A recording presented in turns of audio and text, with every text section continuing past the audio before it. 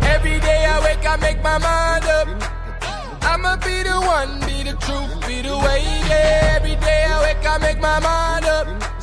Gotta keep my mind on the because they only telling their side of the story. Out here telling lies like they on Morid. And poor rich kids get their money on phone it. But down here in the hood, yeah, we know Forex. We growing up, yeah. We got the good. Build them assets, build them up fast. Get rid of cash before the whole market crash. A news flash, just a blast from the past. We on the smash, be prepared to hit the gas, yeah. Build a land, get the wealth, change your name up. Get the title in your hands, put your game up. Melanation, elevation, arise. We the vibe, blood eye, yeah, we travel. Try. Blood eye, yeah, we travel. Woo. That's my child. Woo. Blood eye, yeah, we travel. Hey, hey, hit him with the higher, yeah. Sherry no Haka from Virginia, yeah. I know I'm more because I'm blessed. I know I'm more.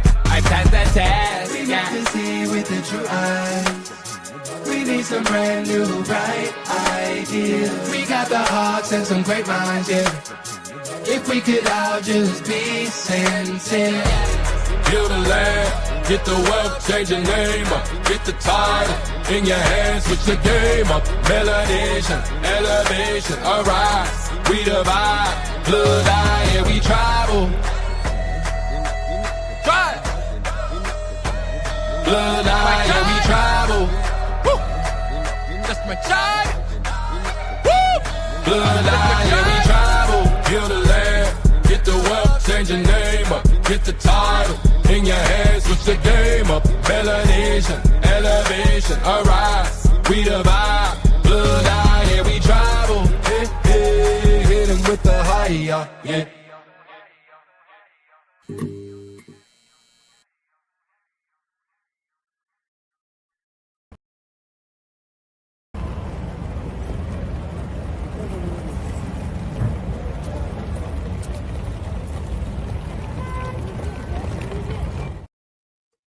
Peace to the party. It's your homeboy reporting live.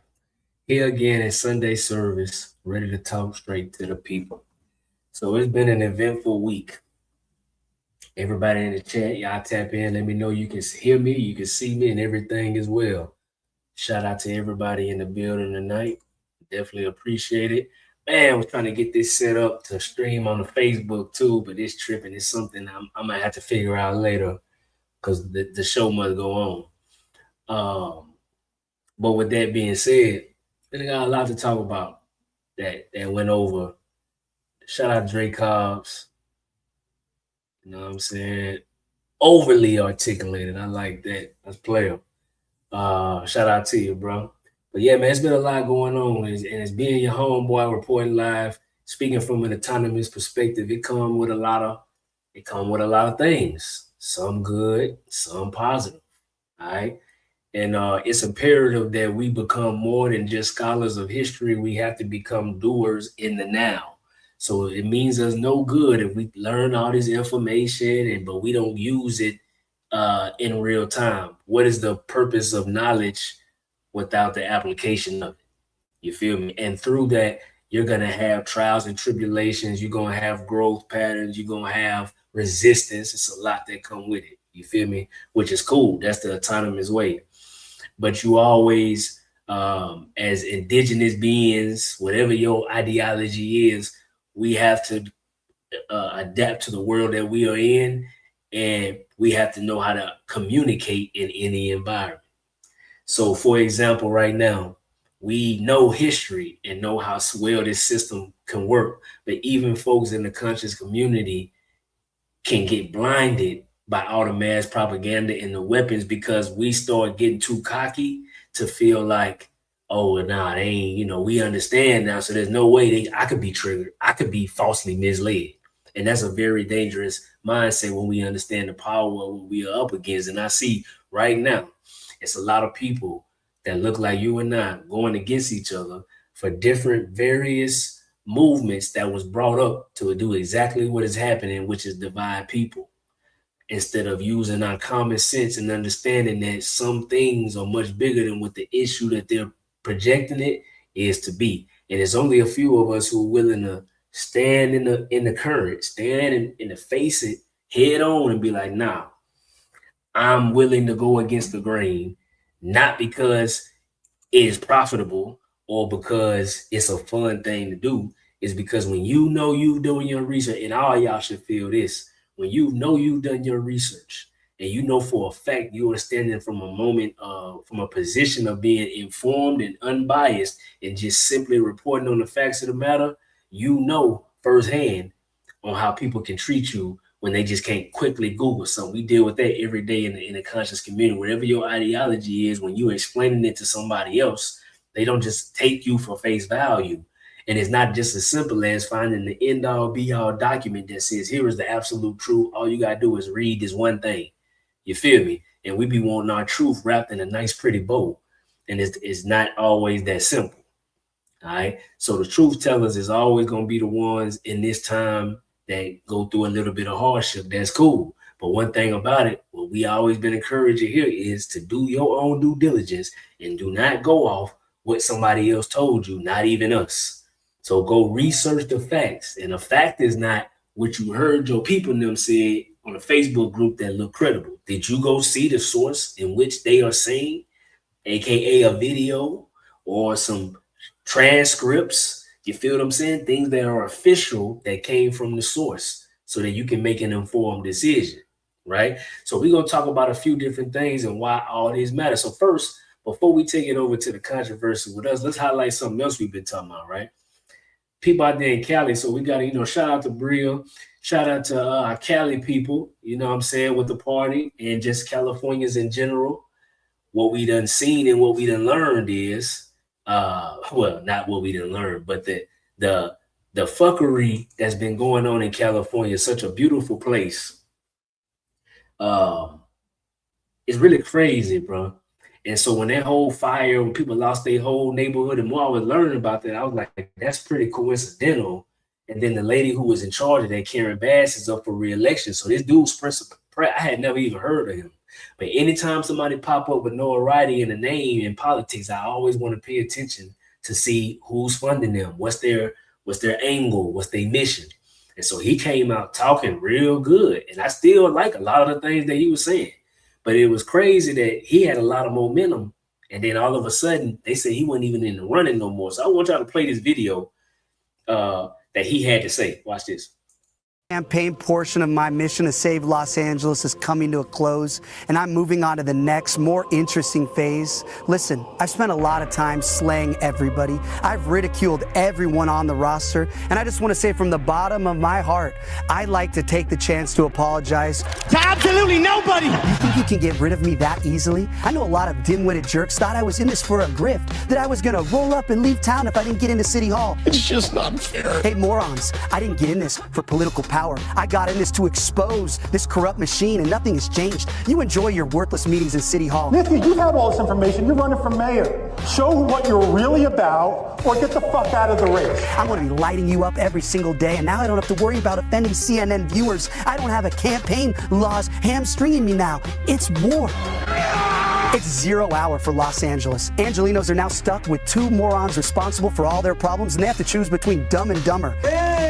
That's not a choice. That's the machine protecting the machine. And now every problem that plagues Los Angeles because of these 2 corrupt communists is going to accelerate, and the city will tumble headlong into the abyss. You have no idea how many major developers, hoteliers, business owners, entrepreneurs have been texting me saying they're packing up and leaving town. More of your favorite restaurants will be shuttering. That means less tax revenue. That means the city has to cut services, more potholes, less firefighters, less police patrols, more criminals, more drug addicts terrorizing your communities. And we haven't ended it. You have no idea how bad things are about to get for this city. Look at this place already. Weeds growing from every crack and crevice, graffiti over every square inch of public space, garbage, drugs, feces, burned up dogs, burned down towns, abandoned storefronts. This city is a mess, and you're about to reward the arsonists who torched the place with 4 more years of destruction? I know he's very bitter. My goal hasn't changed. I've been laser focused on stopping these commie animals, and I will stop them. If you think we uncovered a lot of fraud and evil in the campaign, just wait. We have some recordings of one of your exalted candidates doing and saying something that would make her resign in shame. I was saving it for the general election. Go ahead and pick your demon, certify your choice, and then you get to see it. So Karen, Nithya, ask yourself, is it possible that one of your employees may have a recording of you doing or saying something that would force you to resign in disgrace? Hope you sleep well at night over the next 5 months, because you know who hasn't slept well at all for the last 17 months? My mom.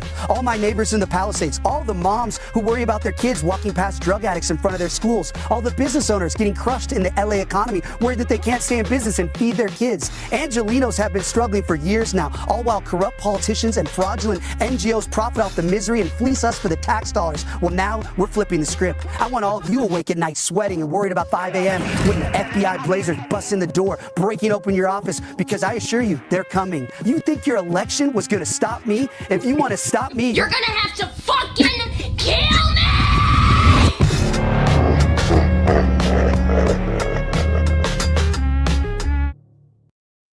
Hey, so it's funny because this comment right here, he's really into fear.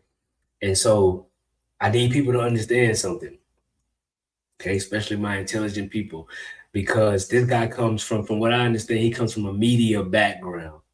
So everybody in media knows and understands you have to understand your audience. The majority of the audience are not highly intelligent people who you need to mentally stimulate them with intellect to get their attention. No. You need some type of a shock factor. You need violence. You need gore. You need comedy. You need action. You need something to get them to watch the original intent of whatever your message is, or if they're going to just follow your movement, period. So this guy, I don't think that he really thought that he was going to win, but I never spoken to him, so I can't speak on it. I think maybe his goal was to make a name for himself, to start politics, and then expose kind of the corruption, because they showed their hand so easily with this. So if you haven't been following the story, basically when they voting to determine, because he's a Democrat, right? But when they're voting to determine who's going to be the person to run, who's going to win these primaries, he winning. He got a high number. Like, he going against Karen Bass, and he got numbers on her as far as the people saying that they want him to be the representative, right? But then literally out of nowhere, a whole bunch of mail-in votes come in, and all of the votes go to other candidates, not him. So he ended up not even making it to the primary stage. You feel me? So that was crazy suspicious. And then we got people from Cali that's literally saying, hey, look, that mail-in voter stuff, the mail-in voter stuff is real, right? You got people that's deceased who still get letters for them to vote. You feel me? Like that's easy for corruption, bro. And it's just so coincidental that all the states that rock with the mail-in voting is Democratic states. It's not picking on folks when you saying an absolute fact. You see what I'm saying? It ain't no coincidence, and it ain't no coincidence that they target us. But then they've been moved on from us. Now they going to the people of color. It's all about BIPOC. They don't need black people no more. Once the black people did the civil rights thing, that opened up the door for everybody else, bro. They don't care nothing about us except for to use us in the media to push whatever agendas and things that they going on, because we got a lot of currency when it comes to that. We will take a story and internalize that story and make it like it's 1910 on snap of a finger. All they got to do is bring the right race people into something and it'll take it left field, okay? And we still haven't gotten over that game. And they use it to fund things and initiatives that do not benefit the average, common, everyday Black, Indigenous, Hebrew, I don't care what you call yourself. If you are here in America, it is not beneficial to you with the games they play, but in particular to people of color, because they need us to be invested in the story. So it has to be one of us in it. You feel what I'm saying? So this Carmelo Anthony case. So I want y'all, so a lot of y'all is here, y'all already knew where I stood. Just the other day, did a whole analysis in showing how I got to the whole thought process of me doing the research, homeboy with the news, what I've been doing. Y'all know this, right? To be impartial and tell the truth from an autonomous view. Because autonomous ain't got nothing to do with no skin color, bro. Because we here as historians know and understand this system is way bigger than these white folks, bro. Come on, we too intelligent to play that game when we know the system is entrapping all Americans, not just black ones, bro. We're just entrapped in a different way due to our ties to the land. But that don't change the matter of the facts. You feel what I'm saying? So with that being said, let me show you how real it's getting. So, you know, I do a lot of my research and reporting through Facebook before we bring it to YouTube. Those of y'all who've been rocking with us, y'all know that. And so this past week, it's been going crazy with these Carmelo Anthony videos, right? Now, I'm telling you right now what's going on is people literally out here lying and making up things and considering the evidence to support donations and other things for the family. And it's quickly been exposed as a fraud to the point to where it's so real that folks is really going to war. People getting fired from their jobs, all because of their opinion in one way or another about this case. And none of them folks is ever involved with the Anthony family or the Metcalf family. Think about how crazy that sounds, bro. You don't even know these people, but you willing to risk everything and tell me and look me in my eye and tell me, have you went and read every witness statement that is readily available? Did you go watch all the media that the families put out to every one of them in detail? Did you watch them all? Did you see what I'm saying? Did you go listen to what the evidence that they had? Because this information is out directly from the news station. CBS got a version. All the local Dallas big news has this readily available for you to read, but you have to read it because there wasn't no video. Okay, wasn't no audio. You have to read it, but it is available. So check this out. These folk going so crazy with it. So your boy, check this out. I want y'all to read this for a second. Y'all read this real quick.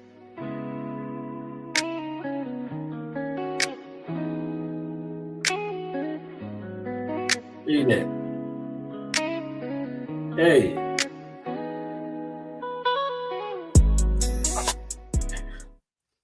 So we got Michael Campbell.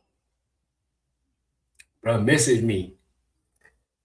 He said, I'm an attorney trying to represent Carmelo Anthony. Just got off the phone with his dad. Can you please take that video down with Dominique?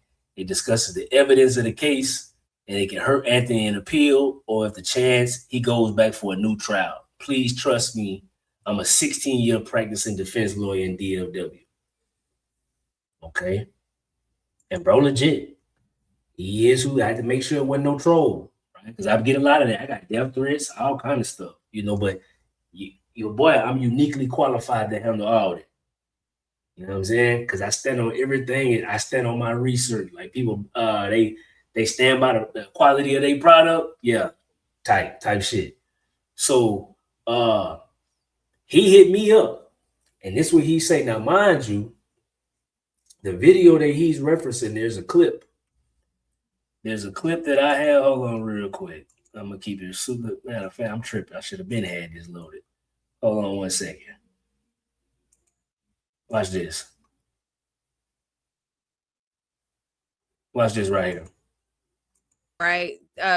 Taking it back to the case, there's so many conflicting stories about this video. Now, what we saw inside the courtroom was a grainy, hard to see video. But there was a lot of people outside the courtroom who said that they went to ISD and watched the footage and said that it was clear, and they said that they saw more than what we were shown. Can you speak on that? Well, so Nick, you know I wasn't in there, right? But I can tell you I did see the video at Frisco ISD. And when he say, I was not in there, he's talking about the courtroom. He wasn't in there at trial to see the video played in the courtroom. But he did see the video at Frisco ISD, the first viewing that anybody was able to see that was public. The video that at Frisco ISD, it's not like you can sit there and look at the pimple on someone's face, but you can identify what's there, right? In front of you.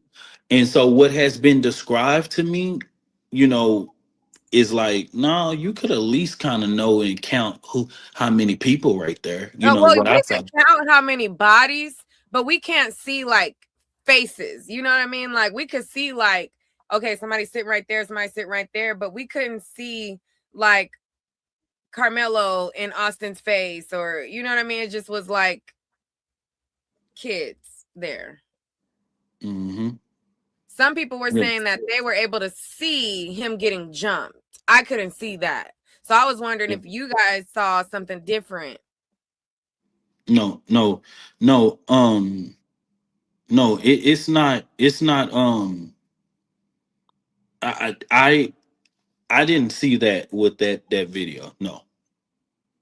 I didn't see him getting jumped. Or, you know what I mean? Like I saw movement over there. I saw that there was multiple people around him, but I didn't see he was getting, you know what I mean, like the altercation. No. Video, right? Now I want y'all to ask yourself, why does he want me to remove that?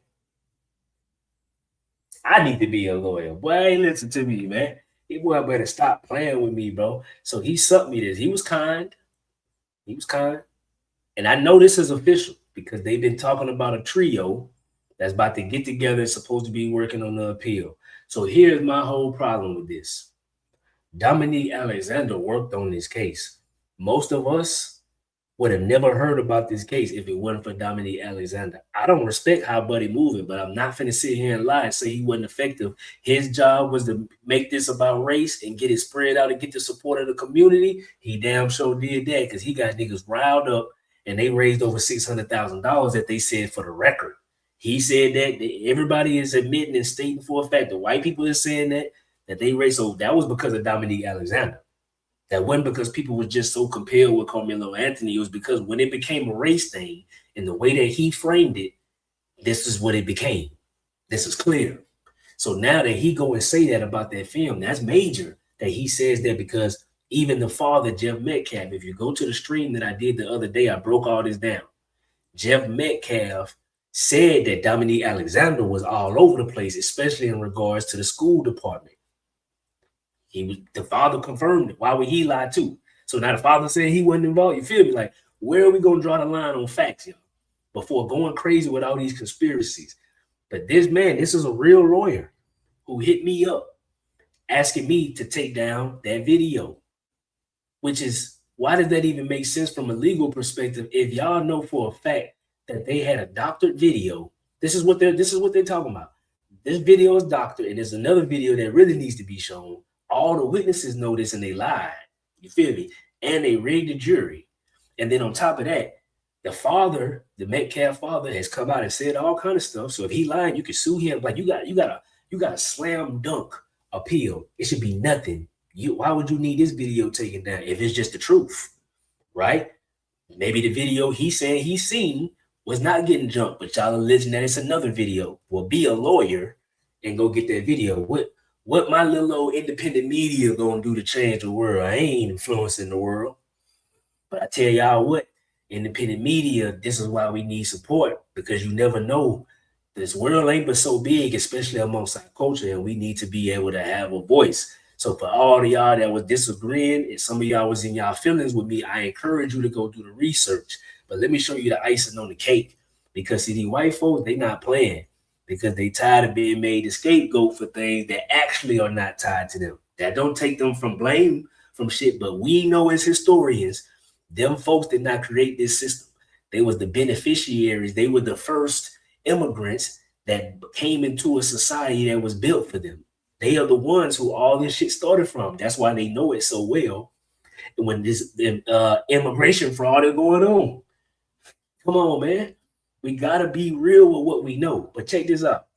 I ain't gonna say I never, but it's very rare that a judge come out. The judge came out from this case and he wanted to address it because stuff was so egregious. Watch this here. I'm finna play it. See, we real thorough with our investigation over here. And y'all know what it is. We tie our current events together because this is why we make it relate to history. So we understand all of this was by design. They got us riled up. We sitting here begging folks, let's get together and do our genealogy. Let's get together and build these nations and let's work together. We got content creators who supposed to be indigenous, all beefed out behind petty shit. But you see how other folks can come together when it's time about getting that business. So it's really hypocritical for y'all to be acting like y'all gonna step for Carmelo, but won't do it for your own family. Come on, make it make sense. But let me show you how the judge came up here. Look how the judge came up here. They standing on this, daring them to go sue or prove them to be liars. And they trying to raise more money instead of getting to the business of the matter. They hitting up social media people. Watch this. Watch this here, bro. Let me get it pulled up. Man, watch this. Your name and how you spell it. My name is John Roach, John Roach. Now, I know the answers to that. I know the answer to that question, but I got to ask it for the record. 100%. You've been on the bench for some time. Yep, I've been on the bench for about 20 years. 20 years, and this is the end. In the 6 months, it'll be in the end. Did you want to take on this trial? I wanted the Collin County Judiciary to take on this trial. It was important to me to have somebody from Collin County preside over this Collin County case.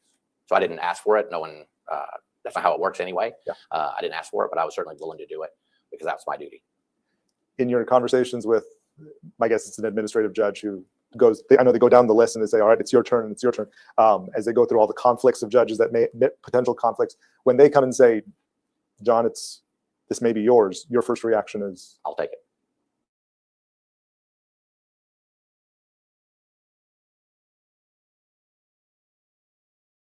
No consultation with your family or? No. And where does that come from? I don't know. I think it's just duty. I think duty, whether that's duty in the Marine Corps or just duty to my family and stuff, I take duty really seriously.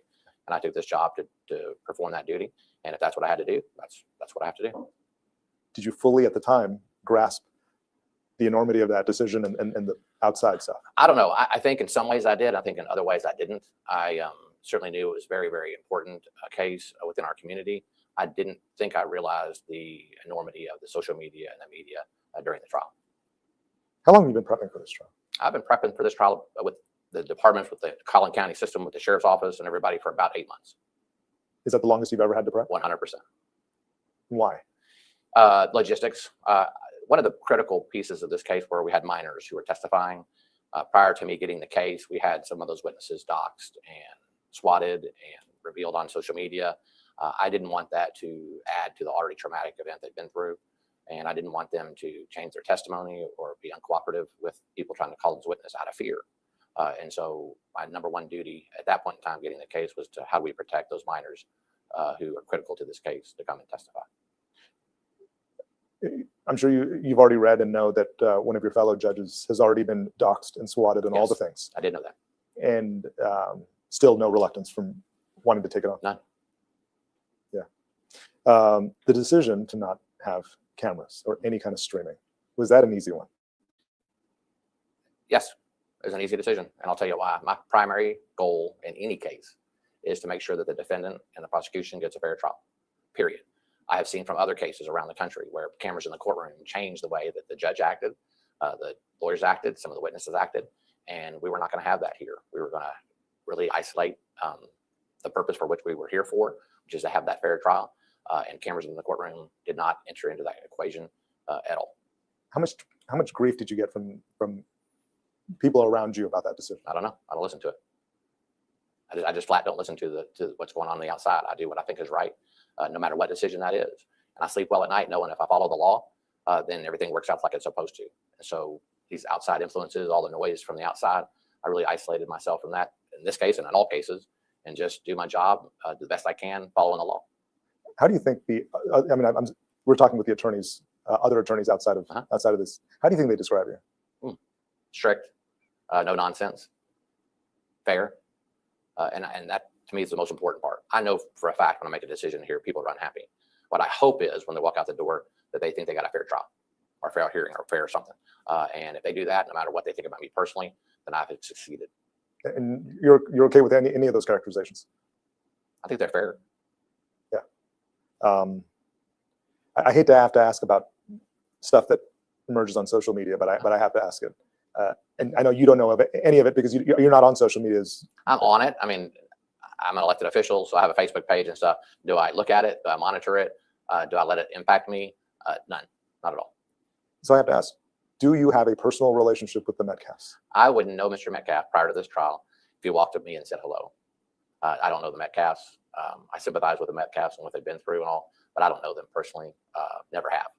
So these AI images emerging of you and them at a party or drinking together, all Never of that. happened. And that's the problem with social media, isn't it? You can't tell what's true and what's not true. I will tell you, I got some reports of some things that were coming out of this courtroom, and I wondered to myself, were they even in the same courtroom that I was?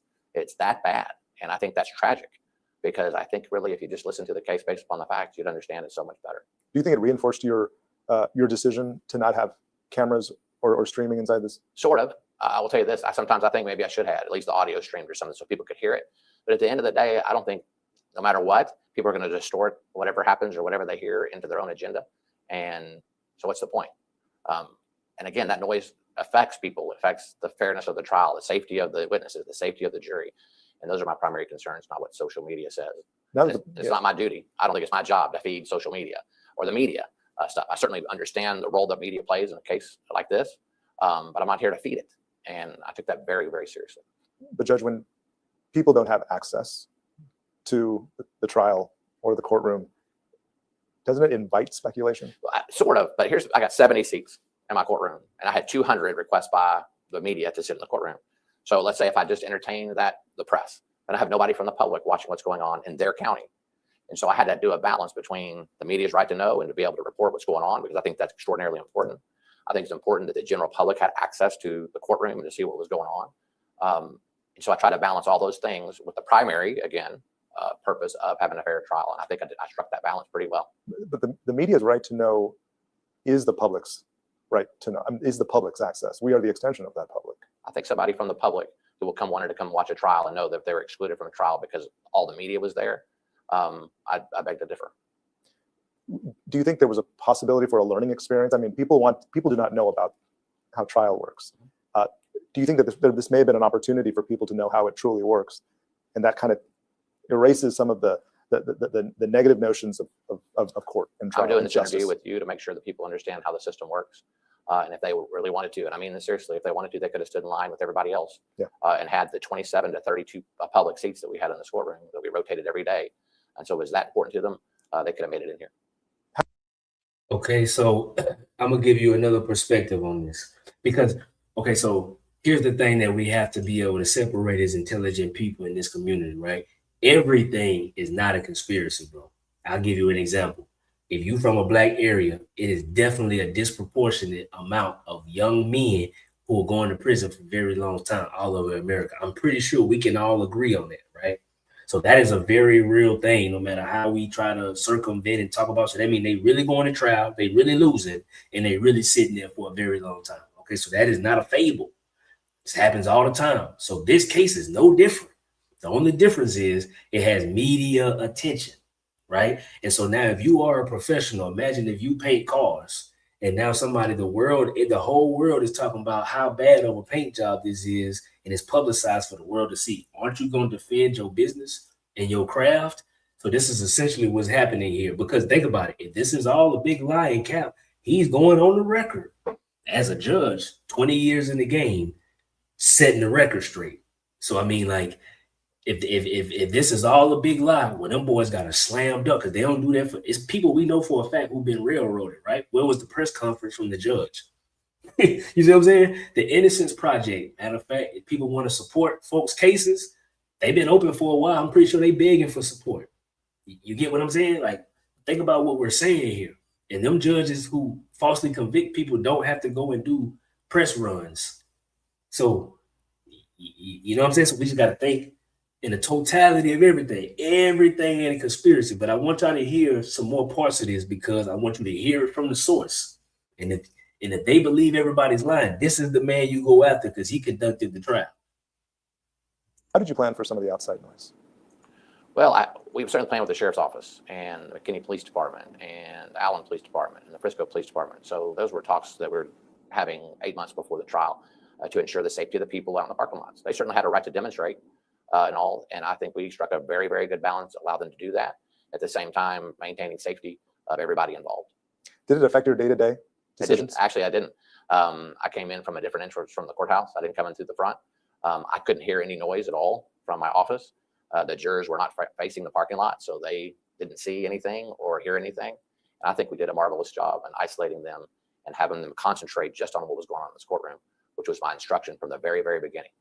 What made this trial different? I think it started off bad. And it started off bad with the doxing and the swatting of the judge and the parties, the witnesses, and all that stuff. So I think it started off bad, and I'm going to attribute that to social media. And I think social media got it wrong. And it is what it is. I think that's something we have to live with these days. But I think it's my responsibility and other judges' responsibility to make sure no matter what's going on in social media, that someone can walk in a courthouse and get a fair trial. Did it make it very different when you realized a lot of your witnesses are young witnesses? No, look, I've been doing this for 20 years. A lot of the witnesses come in all shapes and sizes and colors and all that. And so that was normal for me. What wasn't normal for me is to have those witnesses be intimidated by things being said on social media, because those young people rely on social media more than I certainly do. And so that sure impacted me to make sure that they did not change their testimony. They were willing to come in and tell the truth without fear of being doxxed or swatted and stuff. And so I took every precaution that I could, consistent with the law, to make that happen. I know Steve brought it up too, and I know both sides probably brought it up as well. The AI images of people claiming to be inside this courtroom. Yeah, that ticked me off a little bit, because if you're going to call yourself the press, and people are going to depend on you to tell them what's going on in this courtroom, you should be telling the truth. And so Mr. Stoller, a public information officer, brought it to my attention that some news outlets were posting photos saying from inside the courtroom. And it wasn't my courtroom. It wasn't the witness. It wasn't their testimony. And that's tragic, because, again, that just breeds the narrative that these people want to cultivate in our community to drive a wedge between us. And I think that's terrible. Since we're on the topic of image, can we talk about some of the drawings of you during the sketch? Absolutely. What do you think? What do you think? My wife would show me a drawing every once in a while of a court case going on. I couldn't figure out who the judge was. And it's all on serious. The sketch artist was awesome. She was very sweet. She was here every day, putting her life's work into those images. Because we didn't have cameras in the courtroom, that's the only visual that anybody got. She did a marvelous job. I think I'm more handsome than what she portrayed overall, but I'll let everybody else figure that out. Did the jury get it right? Yeah, they did. You know why? Because they were picked based upon the law. They listened to the facts. It happened here in this very courtroom, and they got a verdict. And so that's the process. And whatever they say, they get it right. There's going to be a lot of scrutiny over voir dire, and you denied the defense, and the dismissing of 3 jurors who at least identified as African American on their bioforms. What did you make of that moment? Well, that's not exactly how it works. The defense didn't dismiss them. I'm sorry, the defense raised an objection. They raised an objection. Yeah, they raised an objection. Like I told you before, as long as I follow the law, I sleep well at night. And I'm telling you, I follow the law in that case. Did I know what the perception was going to be? Sure. I knew in the back of my mind what the perception was going to be. But I'm not here to satisfy perceptions. I'm not here to satisfy agendas. I'm not here to do any of those things. I'm here to follow the law. And I did it to a T. And I'm proud of that. Very proud of that. Is this your last big trial? It's my last big trial. The sad part about it is, I will tell you before I leave at the end of the year, I'll try a couple more murder cases, for example. The parking lot won't be full. The gallery won't be full of people watching the case. We still have somebody who's died and someone accused of doing the killing. And it won't draw the attention that this case did. And their death is no less tragic than the tragic death of the young man in this case. And so big trial, I guess, from an outsider's perspective, and the social media and the media interest in the case. But crime still happens in Collin County, and every single person deserves to have as fair of a trial that Carmelo Anthony had. Hey, so that came from, let me give you the exact source. That's WFAA. You can go watch the whole thing. We didn't damn near watch them. You know, it's 5 minutes left, but you get the gist of what he's saying. He's standing on the trial, and his decision and everything that became big about it was only the press and the media. It was not because the details were so different and it was so hard. This will probably be one of the easiest cases to go over based on the amount of evidence that they had, bro.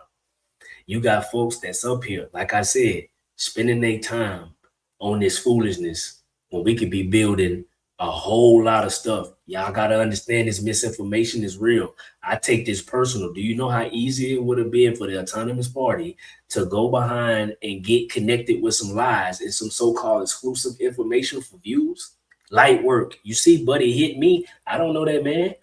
I could easily go ask him for some money right now. Hey, give me, I'll work with y'all. If you see, this is how easy this is. And I'm telling you right now, a lot of these content creators is doing what they doing for $1. There ain't no message behind it. Y'all know what we doing. When we was only getting 5 views a video, we was still dropping history information. And we gonna keep doing that. We just evolving because this ain't no, we not going out like no poor righteous teachers. You feel me? We have to have a business plan to move, but it's gonna be based upon integrity and not just saying no anything for clicks. But we don't need that. Just keeping it real with you. So look, we about to get to some of this history to make them want to have to brainwash us so much because we come from such an esteemed legacy that they don't ever want us to remember. So that's why we need the Gullah Man's Choir, because they help us flash back in time and be in touch with that. You feel me? And we got to take it to Alabama. We got to take it to yeah, that's fact. YouTube and the new cable channels, exactly. So they creating all of these different storylines for content. They'll lie. Like, come on now. There's not above that. And these are our own people that'll do this to us now. So somebody got to buck back. We autonomous. We not followers. So if we got to go against the grain, well, so be it. Because I know the ancestors and the big God going to be pleased with us. So it is what it is. Hey, but look, we finna take it to the Gullah Man's Choir, bro. Appreciate y'all for rocking with us. Hey, everybody could use a trusty friend like the Autonomous Party. So guess what you can do?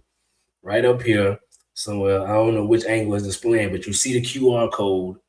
Hit that to learn and get you a free consultation about your life. So while you worry about Carmelo Anthony's life and his people, figure out a way for you to insure your life. It could be that same $600,000 that was donated to them. You know how many of us can use that for our family and our problems and struggles? So holler at trusty friend and worry about your business and see what you can get together. Now y'all go ahead and tell some people, hit the like button. We about to get to the meat of this. You know what I'm saying? We got Mac already pulled up, getting right. So I'm gonna take it to the Gullah Man's Choir, and we're gonna come back and we're gonna talk about them Black Indian roots in Alabama.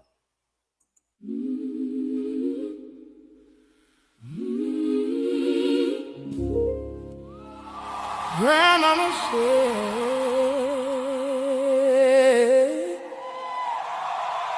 the water holds secrets.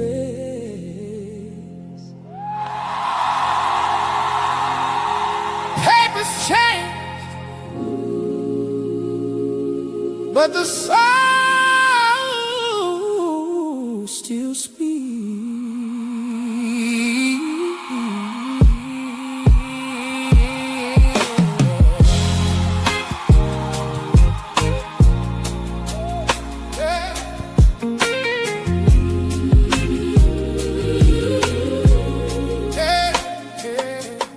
Everybody loud now, nobody rooted. Whole generation hurting, acting like it's music. Gold chain shining, but the eyes look tired. Everybody online, but the spirit unplugged.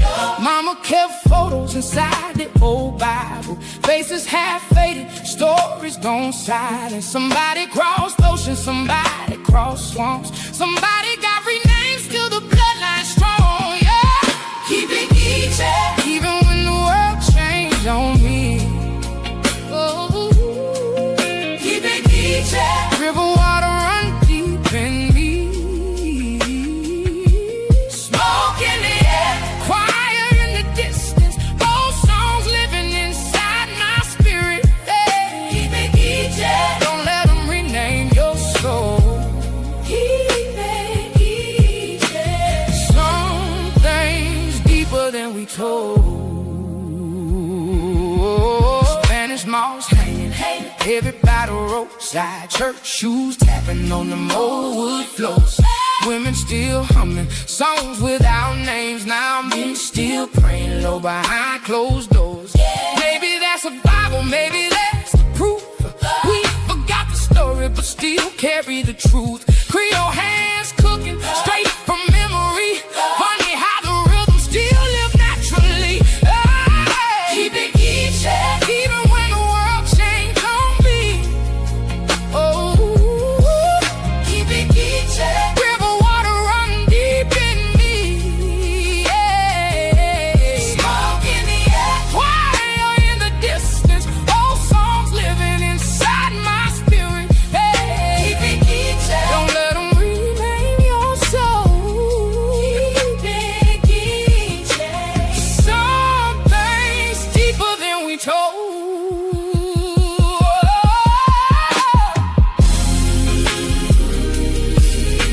The river still remember. Even if we don't pay, they changed the papers, couldn't kill the rhythm. Change the language, couldn't stop the feeling. I don't need permission to know who I am. I can feel the truth moving through the drum line. Every church clap, every back row, every old soul fishing by the tide flow. Maybe we ain't lost, maybe we just scattered pieces of a memory too strong to shatter. So I keep the candles lit, keep the choir strong, keep the old stories living inside my soul.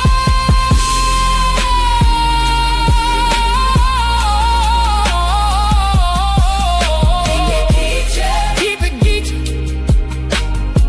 keep the river in you. Keep it geechee. Don't forget yourself.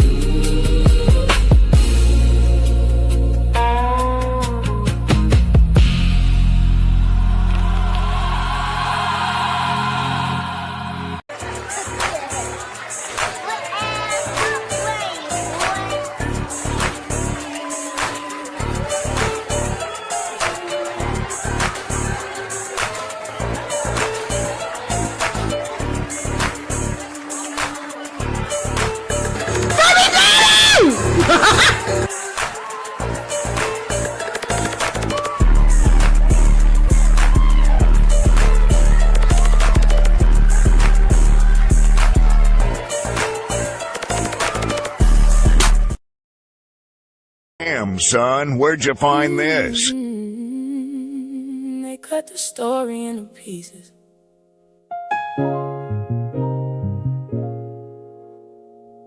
Told us pick one.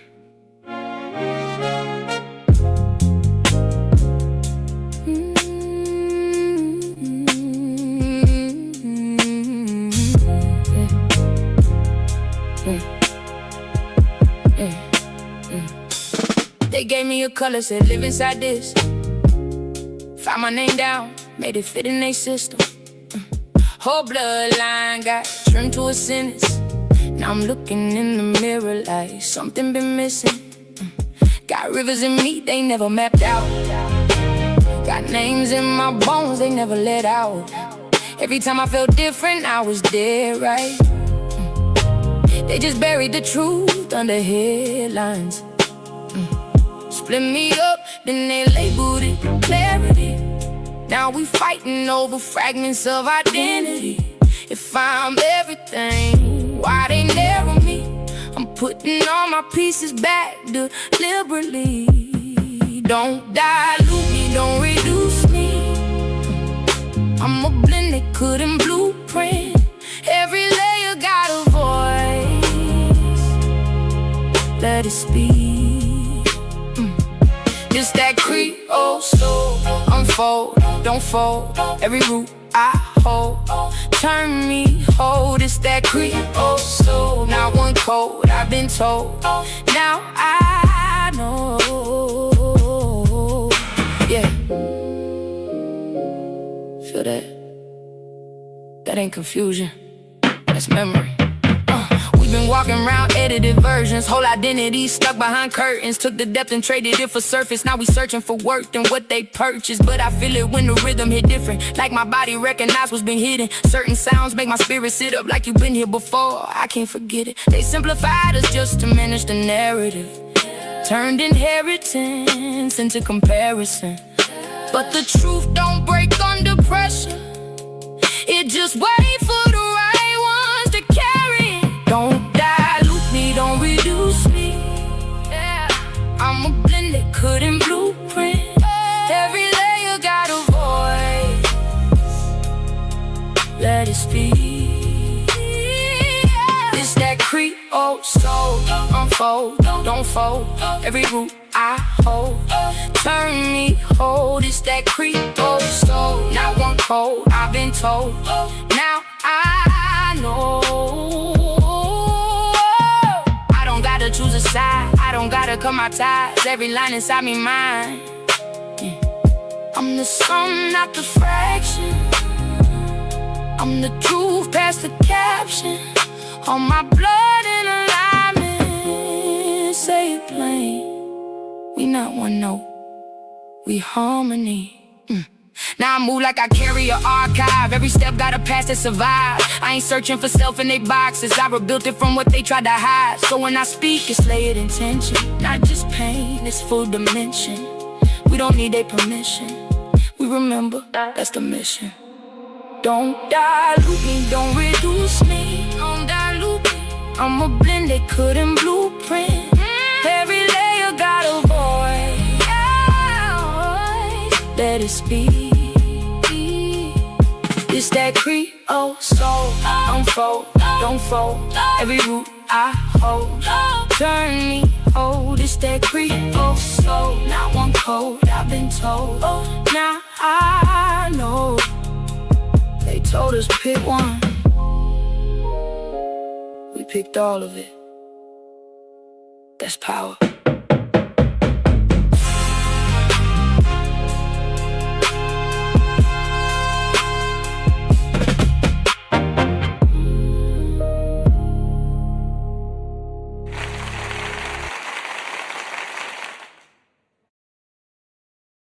All right, we back to it, man. It's like everybody ready, everybody warmed up. Y'all got your beverage of choice, whatever you want. You know what I'm saying?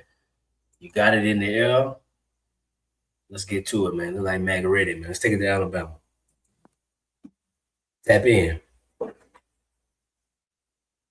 Oh, maybe Mac wasn't ready, so I'm gonna hold it down real quick. Yeah, so yeah, come right back. So we taking it over, man. We've been breaking it down, the series, Mississippi. We just did Louisiana. We had Dr. Mendoza on there. and trying to go through and really dig back through all the American archives. We got to be fully, yeah, exactly. We need to be fully, we need to be able to recite the history from the 1500s up to present day in these specific areas to be able to be truly useful in history. All right, let me see if Mac read. I'm going to try to bring you up, bro. Tap in. Tap in. Yo, You hear me? Yep, you good. All right, but I had to go out and come back in because I don't know what was happening after that song. GMC. Yeah, it's all good. You know what I mean? The algorithm. However the case. Piece of the party. What's up, though? What they do, Monte? Man, another day, bro. Another day. A beautiful Sunday service. I'm good, brother. Yeah, y'all see me now. I'll be coming out the house to come here in this fancy place I be sitting in. But it's a Sunday for me. You know what I'm talking about? I'll be grinding. And we take time out, scheduled to come do this no matter what. And definitely GMC, the party, and everybody that taps in is why we do this on Sunday service. You know what I mean? So I appreciate everybody that pulls up. I always got to say that. If you agree to disagree. And I want to say this before I be getting into any bill part right now, because I listen to Homeboy with the News every Sunday too, like everybody else. You hear me?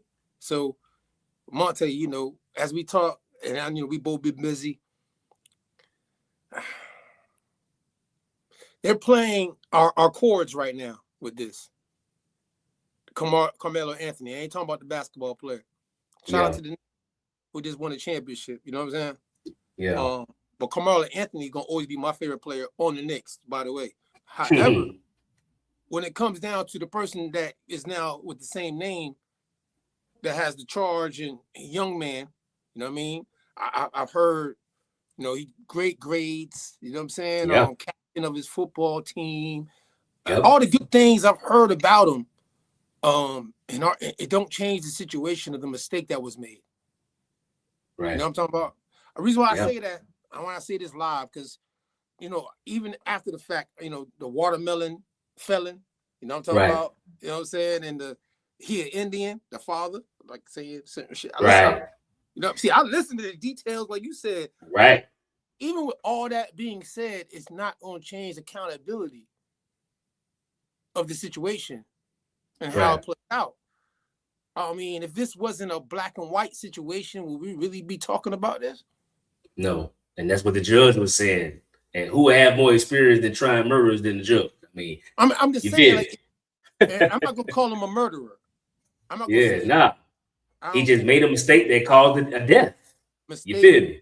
Yeah, like, in that situation, you fight.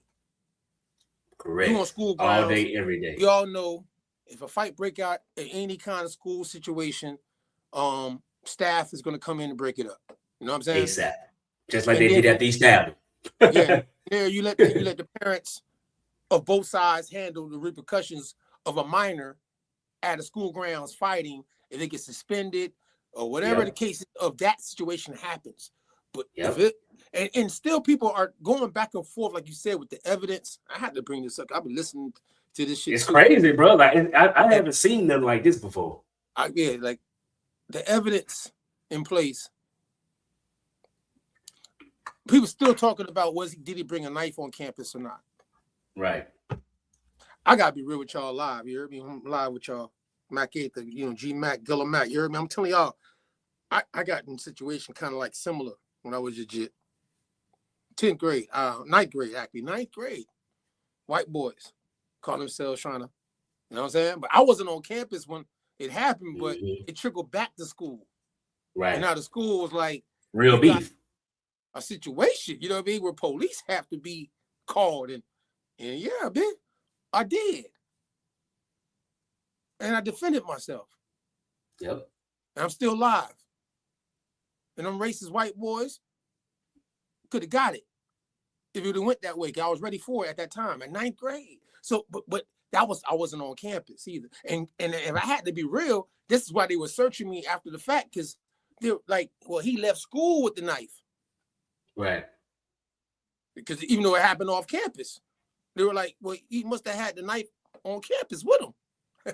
So, however, you want to go look at it, that knife being on campus is really like the stickler for me in this whole account of all the information. You know what I mean? Yep. Because if he brought a knife on campus or to the track meet with them, however it happened, it ain't no, like people try to say it was a projector or a pencil or a cleat sharpener.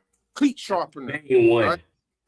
As if that matter, because that it don't matter that you had a weapon, because it's plenty of white boys that got knives. I get that part too. You know what I'm saying? But when you put it through somebody's heart, it don't matter if it's a pencil, it don't matter if it's a cleat itself, because it's a weapon now. I mean, all right, look, it goes through the heart. That part I don't get involved in, because if I'm in a self-defense mechanism situation, I'm trying to get you off me, and it so happened that it hit you in the middle of your chest, where people call the heart to be. You know what I'm saying? That shit that pump the blood out your chest, and you bleed out. Hey, that's what that is. You know what I mean? You're not gonna blame me for me trying to defend myself in that kind of. I'm gonna feel the way anybody else would feel if that's what happened, right? Yeah. But if it's a knife that he had on campus, 3.5 or 5.5 inches, or whatever they gonna say, 3.5. Yeah, it was a 3.5. If it's a knife and he's on campus or a school event with the knife, like, did y'all kids go to school where shootings happen in black schools? Or did you send your child to a school, if you have children, and they go to a black school where violence happens all the time? All the time. Shootouts, fights, etc. Oh, yeah. Are you saying that if your child got stabbed in the chest because of whatever how the outcome can be, if it's a knife that the person brought on campus, right? What do we?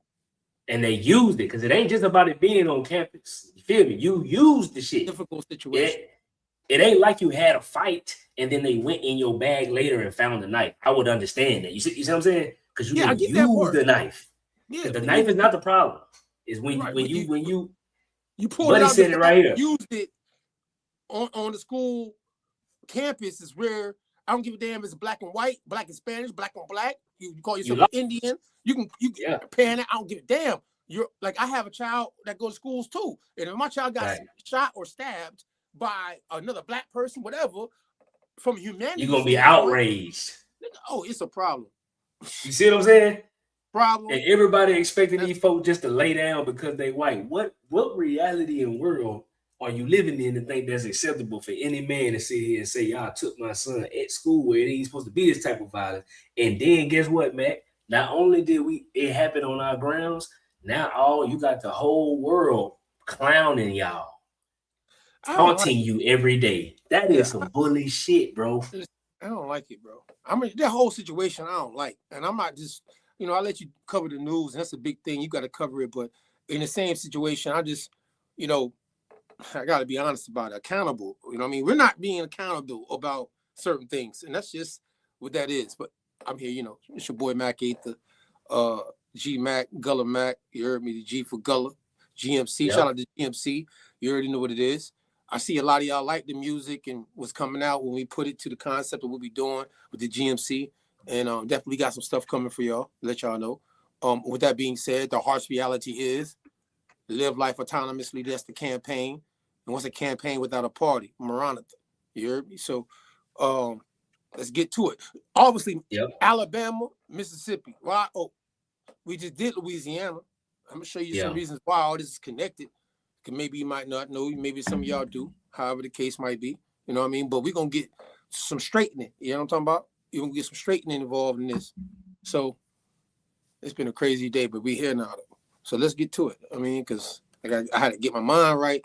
Y'all understand? We know some of this, boys. Listen here, be one of them. Hey, the Knicks won last night, y'all. You see? Yeah, they said history, bro. They said history has been a long time. I think it's 53 years.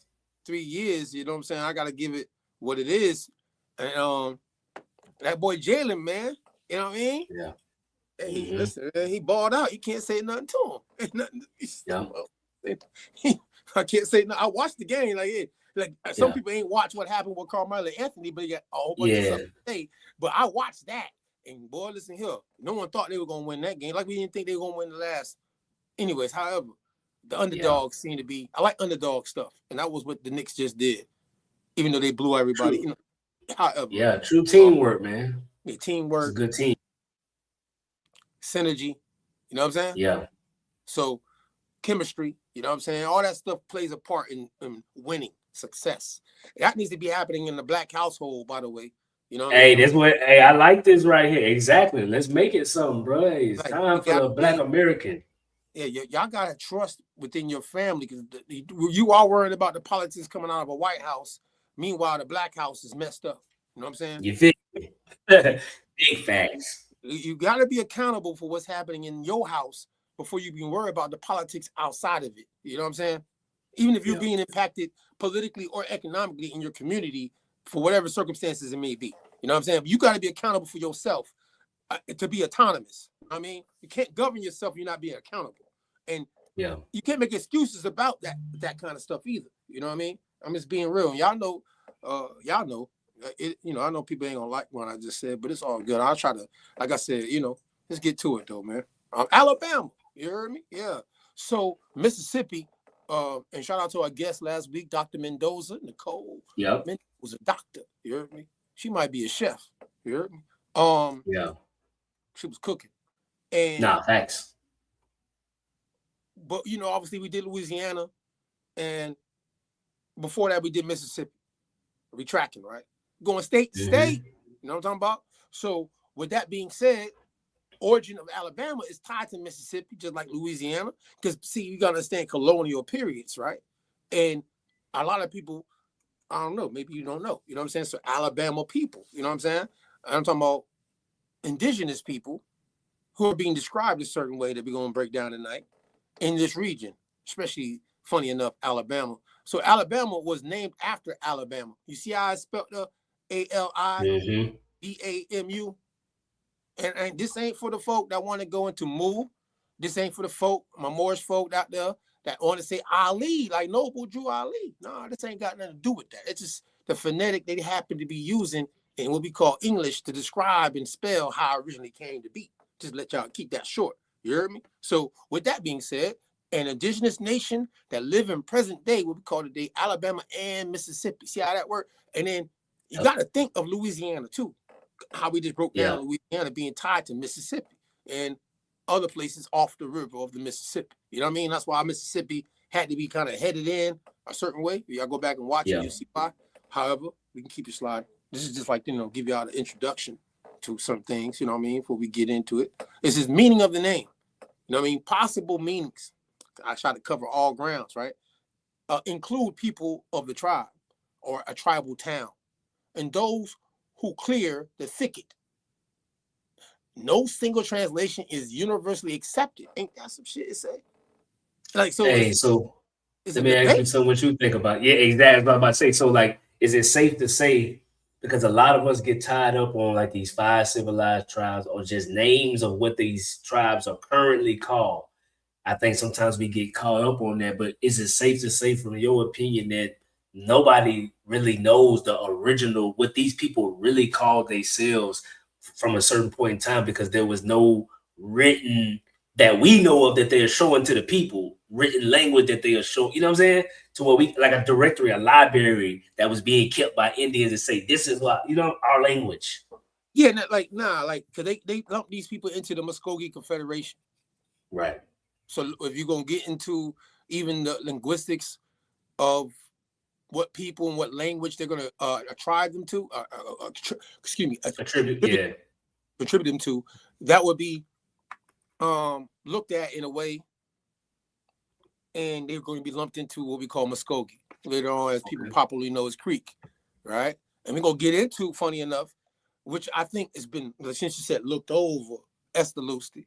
You know what I'm talking about? Absolutely Estelusti type shit. You heard me? So in this situation, though, Alabama is tied to a town today we call Mobile.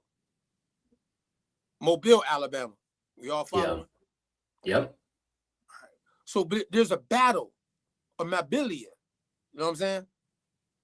And Mabilia, and it's going to be spelled, I'm going to let y'all know how it's spelled now, funny enough. Mabila, or also spelled Maubila. All right, it's just at the name Mobile. but historians do consider them exactly the same place. So the place where Mobile, Alabama is tied to a battle, funny enough, tied to DeSoto, tied to Chief Tuscaloosa, Estelusti, Lusa. You heard me? Linguistically, all these things are tied to the language of people, also known as the Alibamu people. You heard me? So within that context, a people that now became the state name is going back to a people. You know what I'm saying? You got to think about that. Yep. Kinda, you know what I mean? Yep. Kind of fresh, but you know, it's indigenous at the same time too. And they definitely are being described when they went to war in Mobilia as black, which is the debate as well that goes around. But it traveled in time. We're gonna show that too. Keep sliding though. I want to keep sliding. I want to make sure I threw that in there. Historical timeline, 1540. And we've covered, you know, Tuscaloosa. We covered Estelusti before with y'all. We covered DeSoto actually as well because of what he did and how he came through the Floridays. You know what I'm talking about? Because of Spanish territory. When he came through in 1540, if you've tracked what we've been covering, then you know that the Carolinas is tied to the 13 colonies. You know what I'm saying? And how they claimed parts of the Floridays. You know what I'm saying? After certain things happened, right? All that we showed, right? But either way, on the timeline, that's 160 years, 1540 to 1700s. See how it says the French? Yeah. So the French are the ones that are using this term, Alibamu. Same ones tied to the Mississippi, same ones tied to Louisiana are the ones using this terminology to describe the people, trade, etc., wars, etc., etc., etc. All right, boom. 1817, that's 117 years later. Alabama territory is created. And it's clear they created based on the historical record of what they had it being called, and they don't need to reinvent the wheel. We just repackaged that name. That whole part. Matter of fact, I got something. You know, this is going to be interesting. See, 1817. I want y'all to remember 1817. You know what I'm saying? I'm gonna show a video clip that's gonna be tied to this right now. I'm gonna do this like this. It fit right in. You know what I mean, y'all think I don't want y'all to think I'm making it up. Let's go with this video first. I'm gonna tell you how this hit you. All right. Before we read through this whole thing, 1817. Timelines matter. Some people like to lump all this stuff in, and it become comical. But you know, I'm gonna read this last clip before we play the video. 1819. Alabama becomes the 22nd U.S. state, and with that, can you play this clip for me? Everybody, tap in. All right, hold on, bring it up. Before we read any more off this introductional joint, I'm gonna let this, clip be a little part into it so we can all get context. So I don't gotta waste no time trying to do it by myself autonomously. You heard me? Or us, I should say. Right. Let's go. You can see it? That's it. All right. Kind of weird. What's up with just this little tiny bit? How come they don't have the whole thing? Well, let's go over that. Basically, it all comes down to when the United States got different territories. So the territory of Alabama and Mississippi were both taken at the end of the Revolutionary War. They were then separated out evenly with Georgia, so they were all about the same size. Then, as more time went along, they got a little bit bigger at different points. The Louisiana Purchase then had this part of the United States bought by the United States, which was claimed to be French territory. The Spanish also claimed it as theirs.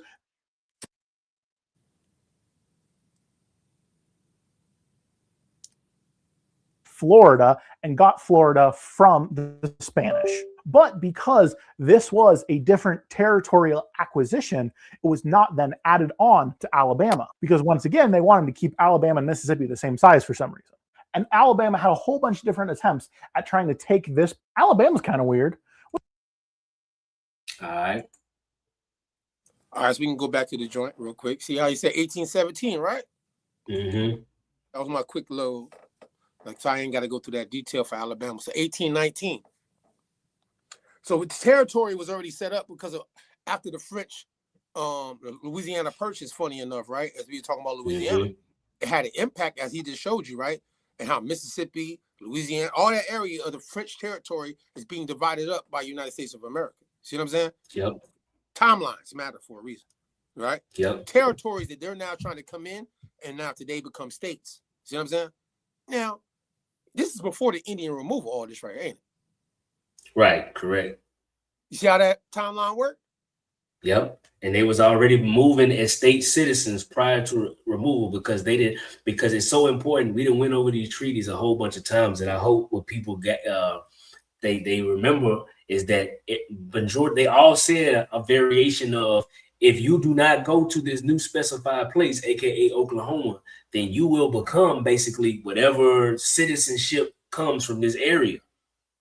You feel me? So these folks was here prior to removal, and then that's how they supposed to explain the Indians leaving when all majority of the Indians really stayed. This is just how they became black and walked into the system. All right, so boom, we in the same page then. All right, boom. We hope everybody out there live, you heard how that see timelines, right? That's why I want y'all to see this right here. You know what I'm saying? We gonna walk it down though. QA, we walking it down though for sure. Yeah. On G, on Gullah. Keep it sliding. Let's go. The Alabama River received the name first, like Mississippi. Yeah. Kind of coincidental, huh? How they showed you 1817. Mississippi got his name from the river. Right. Alabama got his name from the river too. You know what I'm talking about? They were so important. We ain't gotta be creative, but we need everybody to get familiar with these waterways and these places because that's the key to everything. Yeah, we're gonna keep it like we gotta go detailed with America's situation. You know what I'm saying? So boom. All right, so it's a river before a state, just like Mississippi. You know what I mean? This is the coincidence in the South. And the people of the South who would have all these things in colonial time frames, you know what I'm talking about? Creole, so of colonial time frame, your ancestors, and what they're dealing with at this time frame in these areas of the Southeast, and how they're living off trade, the river. It's like you go to the marketplace today, wherever you live at. By that time, the river is the marketplace, bitch. Yeah, and think about it. This is how you know they had respect. The Europeans at this time had a lot of respect for who they was moving around with because they was getting all this commerce. It wasn't until the purchase happened, and then now this American system is coming to try to come and get this land. That's why they needed politics through the Indian removal policy, you feel me, to be able to go and move westward. But it wasn't them coming by force, showing up at people's house, making them move. It was different land deals that was happening for folks to move where they was at. This is how, if you go trace your genealogy, right? For those of y'all Alabama, I got this in my genealogy, right? You'll see people in the Alabama who are leaving to go to Mississippi or Louisiana or go to Florida, go to Georgia. Got a lot of options, and you dead in between all them places if you in Alabama territory. You feel me? So they was going and settling there toward the mid to late 1800s. And this is where they will grow on to become their family. You feel me? This is why this information is so important, because you can easily get back to 1820 in your genealogy if you really for real. It's getting past that where it get hard in the 1700s. But the 1800s, if you really from here, it ain't that hard to walk that down. No, it ain't hard at all. That's why we're gonna do it right now, like how we doing it. You know what I'm saying? And hopefully people catch this. You know what I mean? Funny enough, I think that it's like, okay, indigenous legacy right there on time. See, so Alabama people were connected to the Muskogee. You know what I mean? Also known today as Creek. Why they say Creek? River systems. Who controlled those river systems between Louisiana, Alabama, Mississippi, Georgia, and North Florida? That trade system that the Mississippi goes into the Gulf when we broke down the Mississippi, right? That lower part of the Mississippi going to the southeast with all the mounds around it, right? Right? Yep. Systems of rivers splitting off the Mississippi, right? Yep. Tributaries, as they would say. However, descendants today are represented by Alabama. And you see how they spelled that bad boy? Kushada? Yeah. That's how I'm going to say Kushada. Kushada. All right? Tribe in Texas. How's he talking about Texas? And these people are talking about Alabama. Interesting, huh? Right? Why? Because that Mississippi River and that Alabama River and that whole situation of the Southeast was all interconnected, trade-wise. Indigenous people, especially, would know that. You know what I'm talking about? Yep. And if anybody's coming in, white, black, whatever you want to say after the fact, would know that these people are the ones that knew the systems. From the very beginning. We can keep sliding real quick, though. I'm going to throw the next one in a minute. Alabama Reserve conclusion, see, right on time, of this understanding, so we can get into the other stuff. Alabama preserves the name and legacy of Alabama people, whose presence predates the United States by centuries. You heard me? So now, okay, all right, here we go. Did I send this? What was that today? Hold on, make sure I give you the next one on time. All right.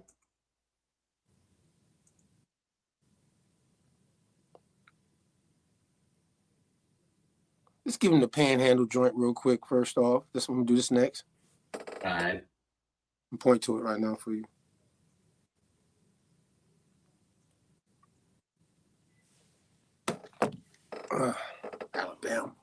Alibamu. Hey, Ali. I know y'all want to say Ali. No, bro. However the case.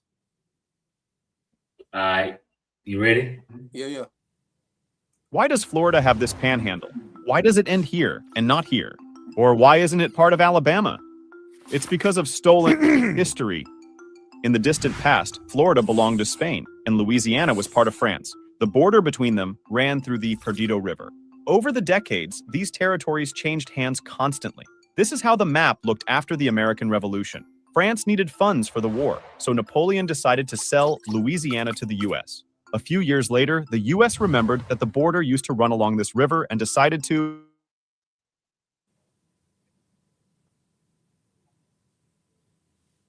Later, Spain sold the rest of the land, and that became the state of Florida. Alabama really wanted to annex the Panhandle, making various offers dozens of times, even proposing to buy these lands for $1 million at that time. But despite even the locals voting for annexation to Alabama, Florida refused and remained as we know it today. Why does Florida... All right, so you see how that worked out? How Florida, when we talked about, Carolina, how they came in at one point, I'm getting the layers of it, right? And how, see how Florida stretches, right? Today's ideal borderline. But remember, when we going over time frames, the Spanish came in, De Soto, on that timeline I gave you in 1540, all that was Floridase, you heard me? So all that area that they came in, colonially speaking, meaning from a outsider standpoint, Spain is claiming this area, land of flowers. They're talking about going all the way into the goddamn Louisiana, easy, West Florida. So that's why Alabama, parts of Mississippi, all them areas were Floridase. And then some of them areas later on with the 13 colonies, King Charles II, we get him claiming areas north of that panhandle and saying, oh, this is the Carolinas. And he had to shrink that colonial shit down too. And the people just said, okay, we're going to attribute this old state now to the founding of things that happened in colonial time frame and how these states, as we call it today, get their name. You know what I'm talking about? So you can make it a little better. My cataracts, you know what I'm talking about? I'll read it. You trying to read about the tribe? Yeah, go ahead and give it. I want you to show this acts as genealogy, right? Yeah, yep. All right, so to see if it matches what we've been talking about. Go ahead, then. All right, so the Alibamu Indian tribe, the disconnected remarks on the Alibamu Indians, which we find in the documents and chronicles, represent them as early settlers on the Alabama River at a moderate distance from the confluence of Coosa and Tallapoosa rivers. In our legend, they are introduced among the 4 tribes contending for the honor of being the most ancient and valorous. So D. Cox, Carolina, page 24 mentions their tribal name in the following connection. On Coosa River are the Ulabalis, Olabalis, and Alibamus. Below them, the Talassis. Allen Wright derives Alibamu, also written Alibamus, Alabami, Alibamu, incorrectly Alabamon, from Chata, and place cleared of trees, thickets. So it's always like Buddy would say, it's describing people for where they at, and you know what I'm saying? So it's really always a descriptor of them, not necessarily their name themselves. You feel me? That's just really getting labeled here. So this is basically what they say in here. You see how that work out? Even with the debate we were talking about earlier about how the Alabama people, right? So Alabama belong to a people, and how are they being described? Is we gonna get to it interesting enough, right? Yep. You know? So real quick, let's go ahead and it's this last. I'm putting another video up real quick. No, matter of fact, Yeah, we're gonna go with this first. Hold on, I'm gonna go with this first because I think this is what people might be entertained about. I try to show different ones over the time frame of the Battle of Mobilia and Chief Tuscaloosa. You heard me? Oh yeah, for sure. Yep. So I'm just putting next to it so you can know which one. All right, good stuff, man. I had a crazy day today, boy. I'm gonna tell you. I'm gonna holler at you, let you know, but Oh yeah. Hold on, let me get this right. All right, I'm about to bring it up. For sure. It ran from the Mississippi. Yeah. To the Black Warrior. Prior to that, it ran from the Mississippi to the Black Warrior River. Yeah. Which the best way to say the Black Warrior, to bring it to your point, we're talking about going all the way from here to Tuscaloosa, Alabama, to the Black River. That's a long way. Long way. And I like the name Black Warrior. Tuscaloosa means Black Warrior. Why would Listen to this. A Spanish conquistador who traveled the southeastern areas of what is now Florida, Alabama, and Mississippi. We learn from DeSoto the description of these alleged Indians. All right? Look at what he said. Black is Ethiopian. In which is related what happened to the commander, Hernando DeSoto, in his intercourse with the chief of Tuscaloosa. All right? Tuscaloosa, Alabama is named after an indigenous chief who was such a tall man that he seemed a giant. Right. All right, so now we're going into phenotypes. We got someone in the southeastern part of the United States, and he's describing, okay? Sunday, October 10th, 1540, the governor entered the village of Tuscaloosa, which is called Atahachi, a recent village. And the chief was on a kind of balcony, right? On a mound. Okay. You see how that worked? Yeah, he was on point. Okay. Everybody know who been, you know what I'm saying? We all been covering this man because we know Tuscaloosa is tied to somebody being described a certain way. Correct. And Tusca means, we're going to tussle. We say tussle today. I want to go deep into that too. I looked it up, but it's just so fun. It sounds so similar to Tusca. You hear me? That we say tussle today, like Mobile, and used to be Mobilia. You hear me? But however, tussle is warrior. I mean, we ready to do something. The warrior, the fight. Lusa is the black, dark complexion, description, etc. of the warrior. We all went to school. You know how that works, verbs and adjectives. You know what I'm talking about? Yeah. At the same time, in this situation, it's funny because as they said Tuscaloosa, we told you Mobile, you're right? We told you, you know what I mean? So I had to make sure I give you this with that video and how we just covered that. A segue into where we're going right now, right? So most historians would say, you know what I mean, place the actual site of Mobilia I brought up earlier, Mobile, as a present-day place today in America, somewhere in central or southwestern Alabama, possibly near the Alabama River. You heard them talking about the river, right? The Black River, right? The river, the Black River, also known as, system, rather than a modern Mobile. The exact location has never been conclusively identified, they saying. All right. When I put all the sources and all this stuff, they're like, this is what most of the historians that I covered in researching this, because there's variants of them saying certain things in common, but certain things ain't. You know what I'm saying? Just being honest with y'all. At the same time, it came back and said the state's name, Alabama, is derived from indigenous Muskogee speaking people called Alibamu. Some researchers root linguistic similarities among the Alibamu, Mobilia, Mobile, and Tuscaloosa. Tuscaloosa is that river, also known as the Black River, because Tuscaloosa is the Black warrior who were fighting and also controlled the trade system of the river, the Alabama River, what river system you want to go over. That's the ones, the mounds and all that is tied to trade, etc. That's why they meeting homeboy DeSoto when he come through in 1540. Yep. They were brought to him Yep. DeSoto like, take me to your, and they brought to him the big dog. Yeah. Right. So and they was running a different system. Like they chiefed him. Like it wasn't just no one. He was like the ultimate chief, but it was several other chiefs. You feel me? They had a chiefdom. It wasn't just a one man. So I think even so, you know, and we'll get into that as we go further with Tuscaloosa because there's so much. Like I think, you know, he wasn't the only of his kind. You feel me? I think that was really just Excuse me, French, right? See, from last week, excuse me, French. Hell no. At the end of the day, there's one more thing that I think is very interesting, like Alabama. But I'm gonna wait real quick. Let's go here first. Hold on. Give him the next PowerPoint. All right. What Estelusti and all that involved. Estelusti.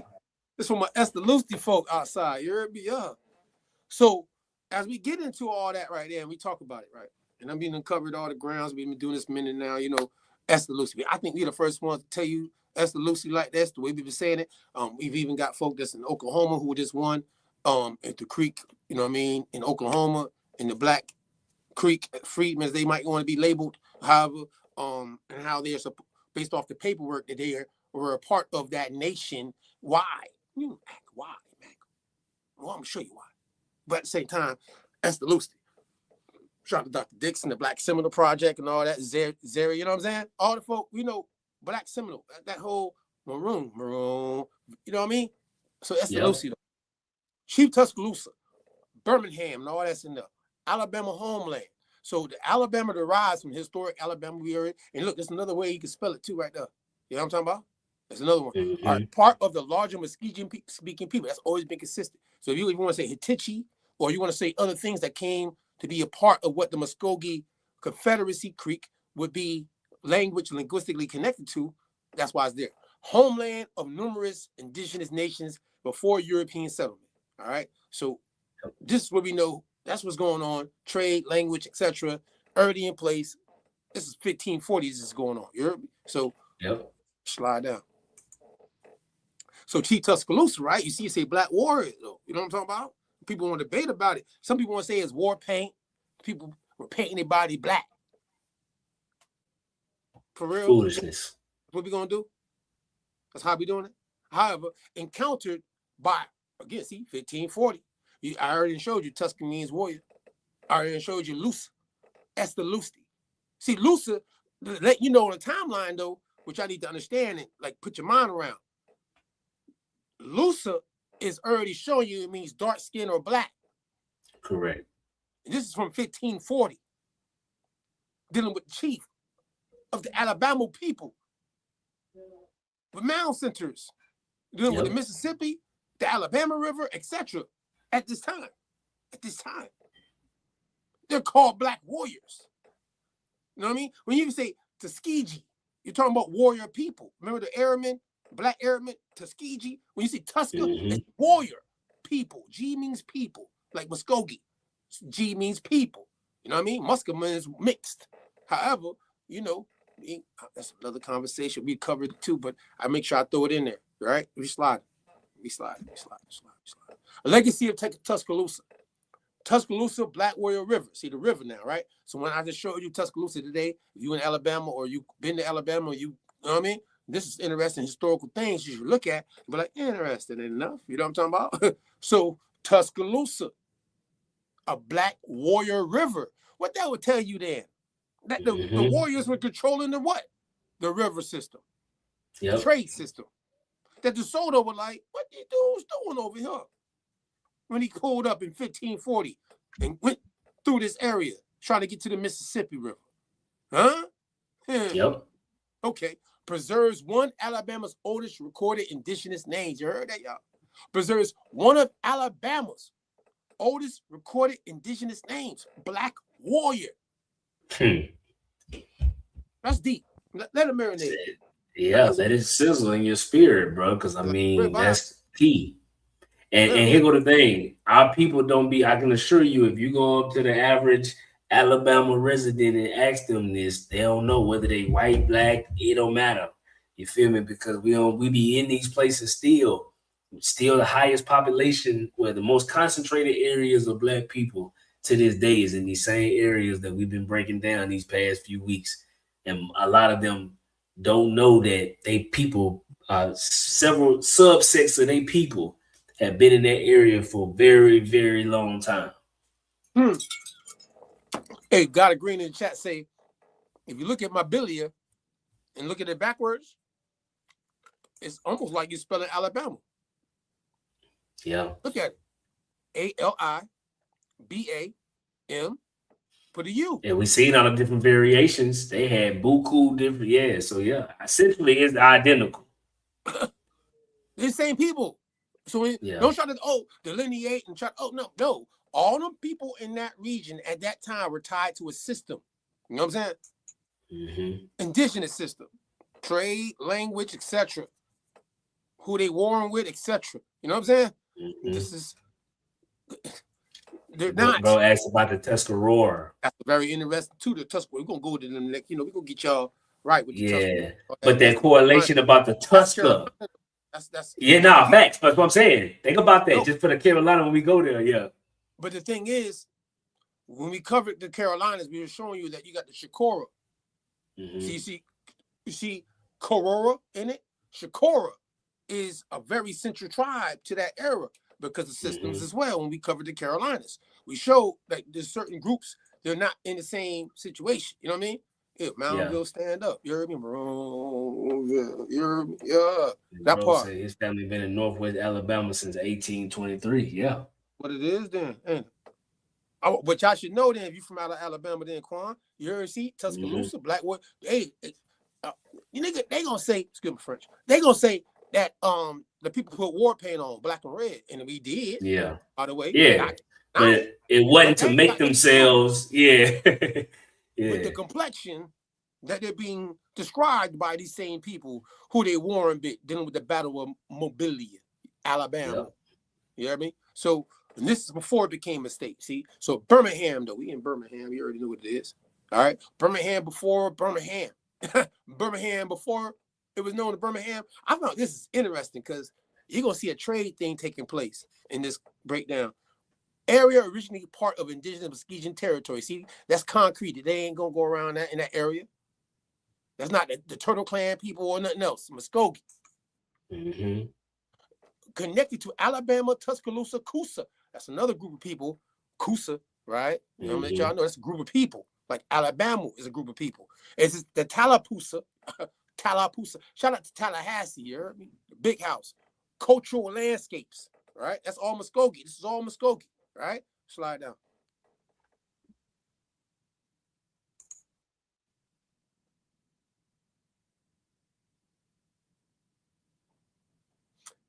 When was it founded, y'all? You see it? 1871. You already know this is a corporation. War, right? Yeah. So Birmingham, see, Mobilia goes back to some indigenous shit. You know what I'm saying? But Birmingham ain't. You see what I'm saying? Correct. I want to make sure this is the corporate state things being created. So yeah, hey, you really cooking because this is what we need to explain. You know, because for us but we need to explain this part.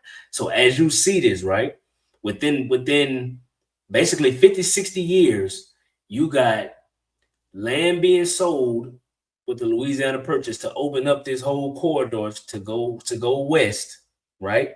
So they had to go through the South first. So then you had the treaties being signed after that. And then we know for a fact that a lot of people did not leave their land. They just became state citizens. That's how these folks became states before. Okay, so you walk that part down. Okay, so now after the Civil War, that same exact area and that same deal became null and void because the system changed. You see what I'm saying?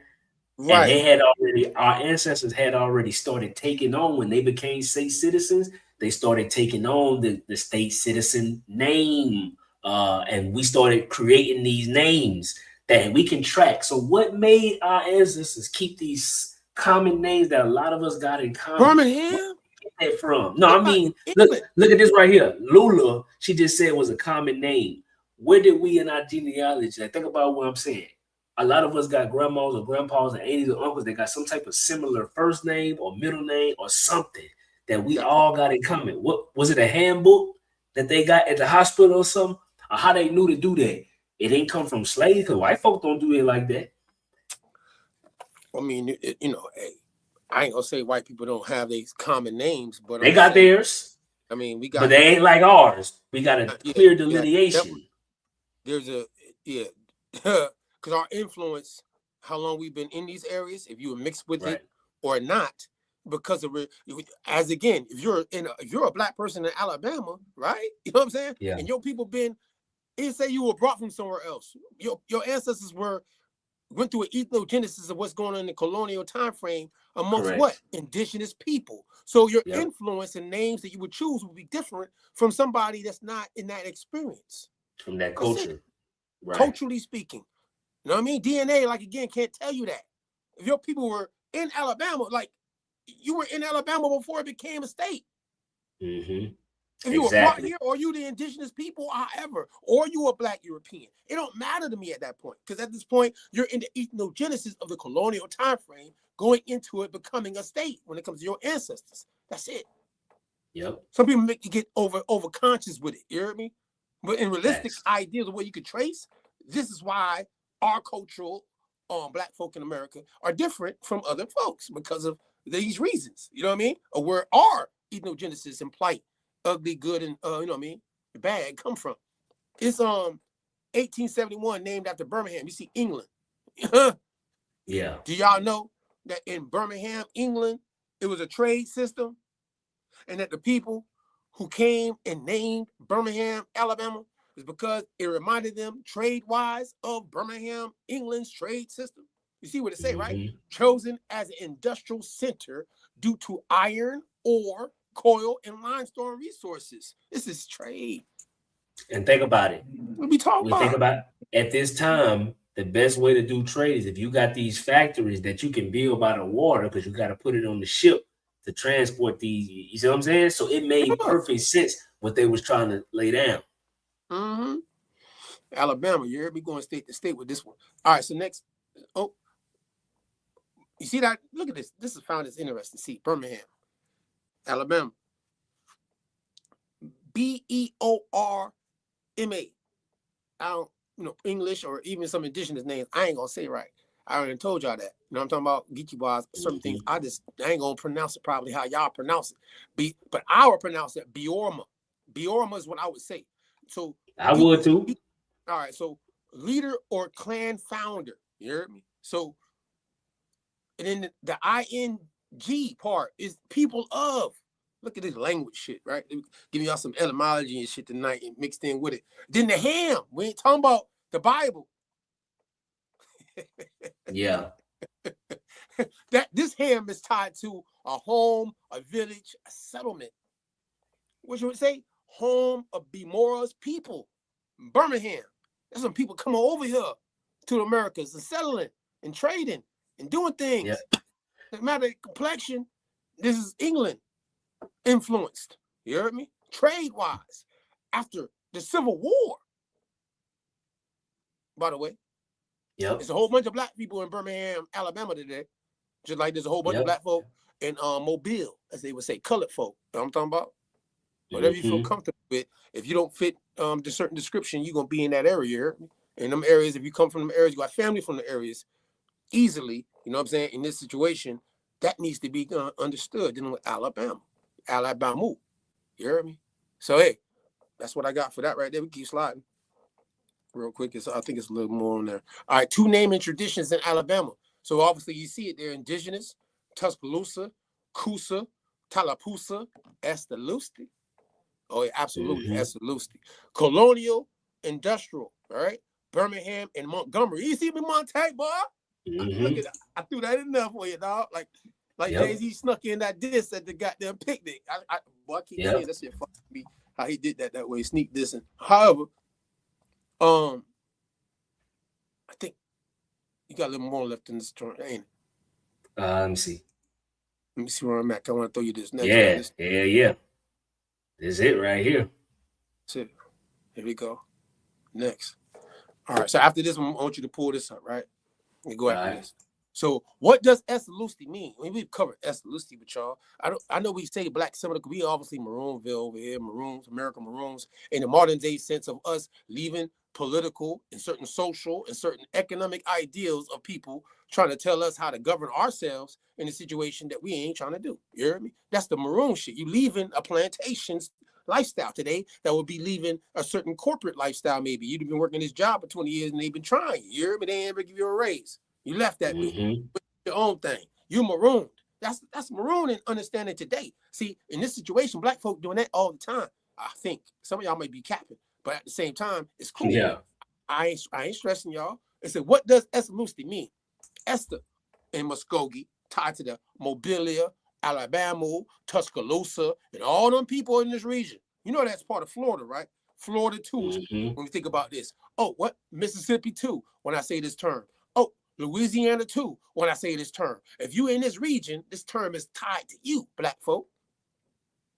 You hear me? Yep. Yep. Esther, person or people. Lusty, however you, many variations. I like it with the V, you heard me? Equals black. What it say? Meaning black people. Now you want to say these black people just happen to be walking around like indigenous people that we don't think of ourselves today because they happen to paint themselves all black before they went to war? That's what y'all think, huh? Right. Okay, you play with my emotions. I ain't gonna let y'all do that.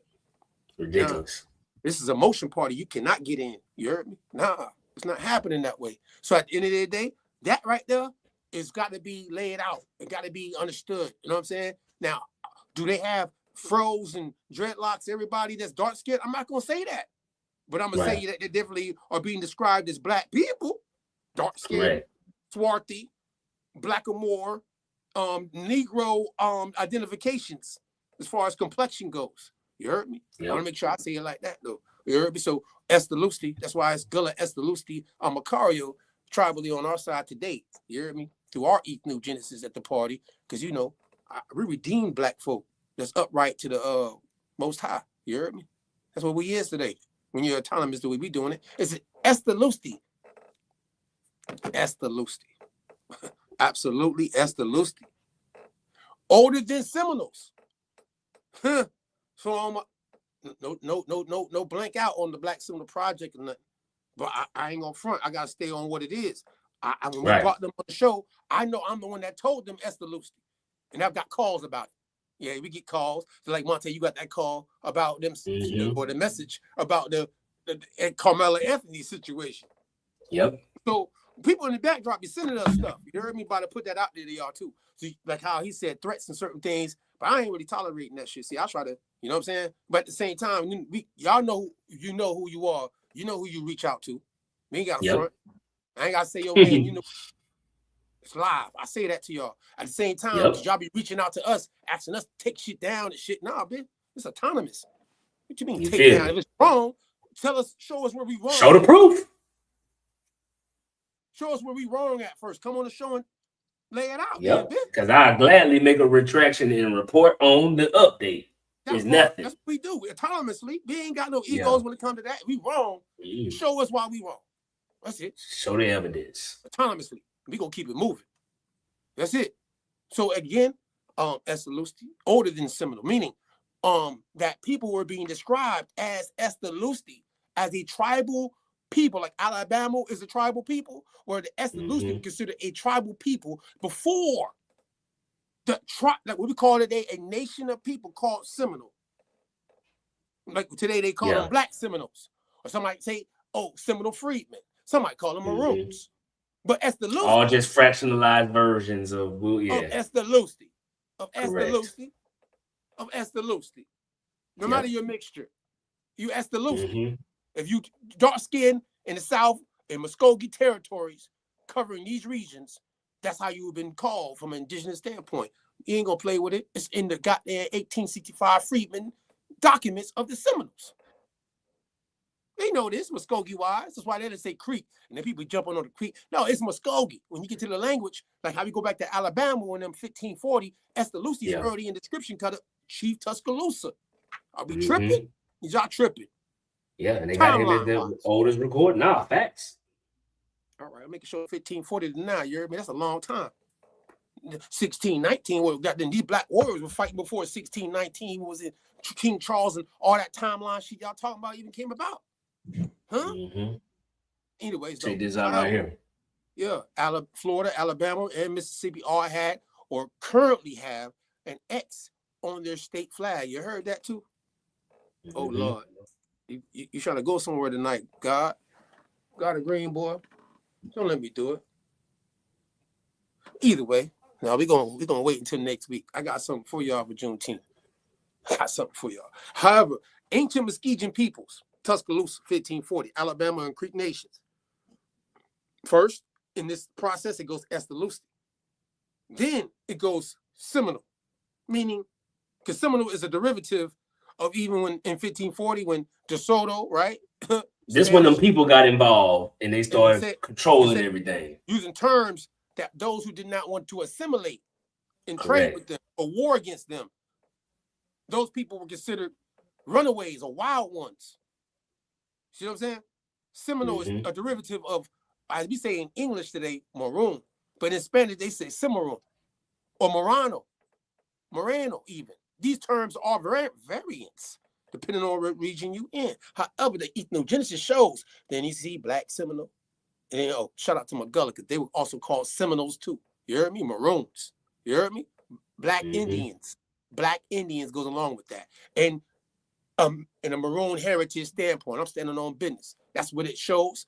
That's easy to follow from the 1500s all the way into the United States of becoming, and even after going to the Civil War, with all the things that were taking place, with the heritage of people being labeled black in this country. Estelusti is the proof of it. And if you don't understand what Estelusti is, it's not my fault. Right. Some try to blame me. It's pivotal to understand it. You can't be mad at me for me telling you something you don't know. Yeah. And now you know it. Now you want to be emotional about something what you thought was wrong. That's your thoughts. Your thoughts ain't got nothing to do with the facts. Stick to the facts. Let's have that conversation. Get out your emotions. However, I ain't trying to blame nobody, because if I'm wrong, I'm gonna say I'm wrong. My bad, yo, you right. Damn, I ain't know that shit. But some of y'all got egos out there. So either way, teaching takeaways, the names, Alabama, Tuscaloosa, Estelusti emerged from an older Muskegon linguistic world, while Birmingham, so y'all can do the delineation, reflects a later industrial era. I want to make sure y'all know in Alabama, see, from Mobile, because Mobile's indigenous. Tuscaloosa areas, and that's indigenous. Alabama itself as a state is indigenous, tied to a river. We giving you all that. But at the same time, Birmingham, which is still very, very black, right? Estelusti. Yeah, as far as the makeup of the people there. And here's another thing, man, that we think we kind of brush over, but I think we need to add more weight to it. So it was also showing that blend of the European being there. So to think about it, even Montgomery, right? So obviously that's my surname, so I've done a lot of research on it. The Montgomerys that you see in older times that they actually got real pictures of and things, them boys was black, like Benjamin Montgomery and them, the ones who founded Mound Bayou in Mississippi, right? Mound Bayou is what they founded, and Montgomery was the surname, and they came from the East Coast and they came into Louisiana. So them boys, I know for a fact they was Europeans, but they're not making that connection. They're trying to say they were slaves, but they never had no slave owner. The slave owner they had was Jefferson Davis. Clearly, Davis is not Montgomery. So how would they? Look. I think when you say it though, I want to say this to you, Monte. For yeah, and you into law just like how you cover the news. You heard me? So when you said slave owner right now, what I correlate, because me and you, how we talk autonomously, online or offline, you a worker. Yeah. You're not the owner. Right. You're the worker. You're not the owner. That don't mean how people visualize when they hear slave owner in their romantic sense or traumatic sense. Correct. We're talking about economics, industrial understanding, that you are not the owner of the industry, that even if you own the land and the product coming off the land, you're not actually in control of the trade part of it. So it means you're working for somebody. You hear me? Like you work, you niggas should understand this. Because y'all work for people today. Yep. Some of y'all got better deals than others who you work for. Correct. Based on what you negotiate and what your skill is. Got them hourly pay. Yep. That shit rhyme, but it meant something. That's real. This is what we're talking about. So when you say it like that, I got to make sure I always put that out there like that. Because see, some of this right here, employee not understanding, because people, employees today, entitled, thinking that, okay, I don't have to do that. They're going to hire somebody else. Right. Back in the day, it might be a little bit different because you were part of the land. You heard me? Now, Correct. like, goddamn, what we going to do with you? We can't move you nowhere unless we trade. We got to sell here for somebody else. We're going to send them over to that other plantation to work, and we're going to get somebody else to come in. We're going to, because he causing a problem. Yep. I don't like to say it that way, but that's what was going on. Black, white, or whatever. You heard me? Shit, even Benjamin Franklin ran away. It's the same thing now. It was all about your situation and what you was doing to establish yourself. A lot of these folks that came over here did not have money. No matter what European, what color they was, majority of them did not come over here with money. And then once again, what is money when you first get over here? Think about it. If you got this money that you use over there in Europe, what is that going to do to sell, get land, buy land from an Indian? That's not currency. You feel me? Right. So they had to struggle and camp out. 1763, that royal proclamation that King George did. See, we might have to go back and show them something, right? See, maybe they don't know that. See, I'm saying this because we covered some of these things. Maybe y'all missed if you don't watch the whole thing we've done on this Sunday service, right?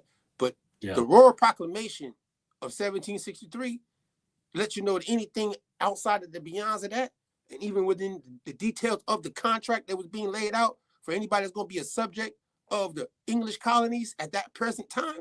Oh, if you didn't, you can't go deal with no Indian and get nothing from them that they're going to acknowledge. Nothing. They're like, oh, you want to deal with over there with them Indians? Oh, well, we ain't saying we agreed to it.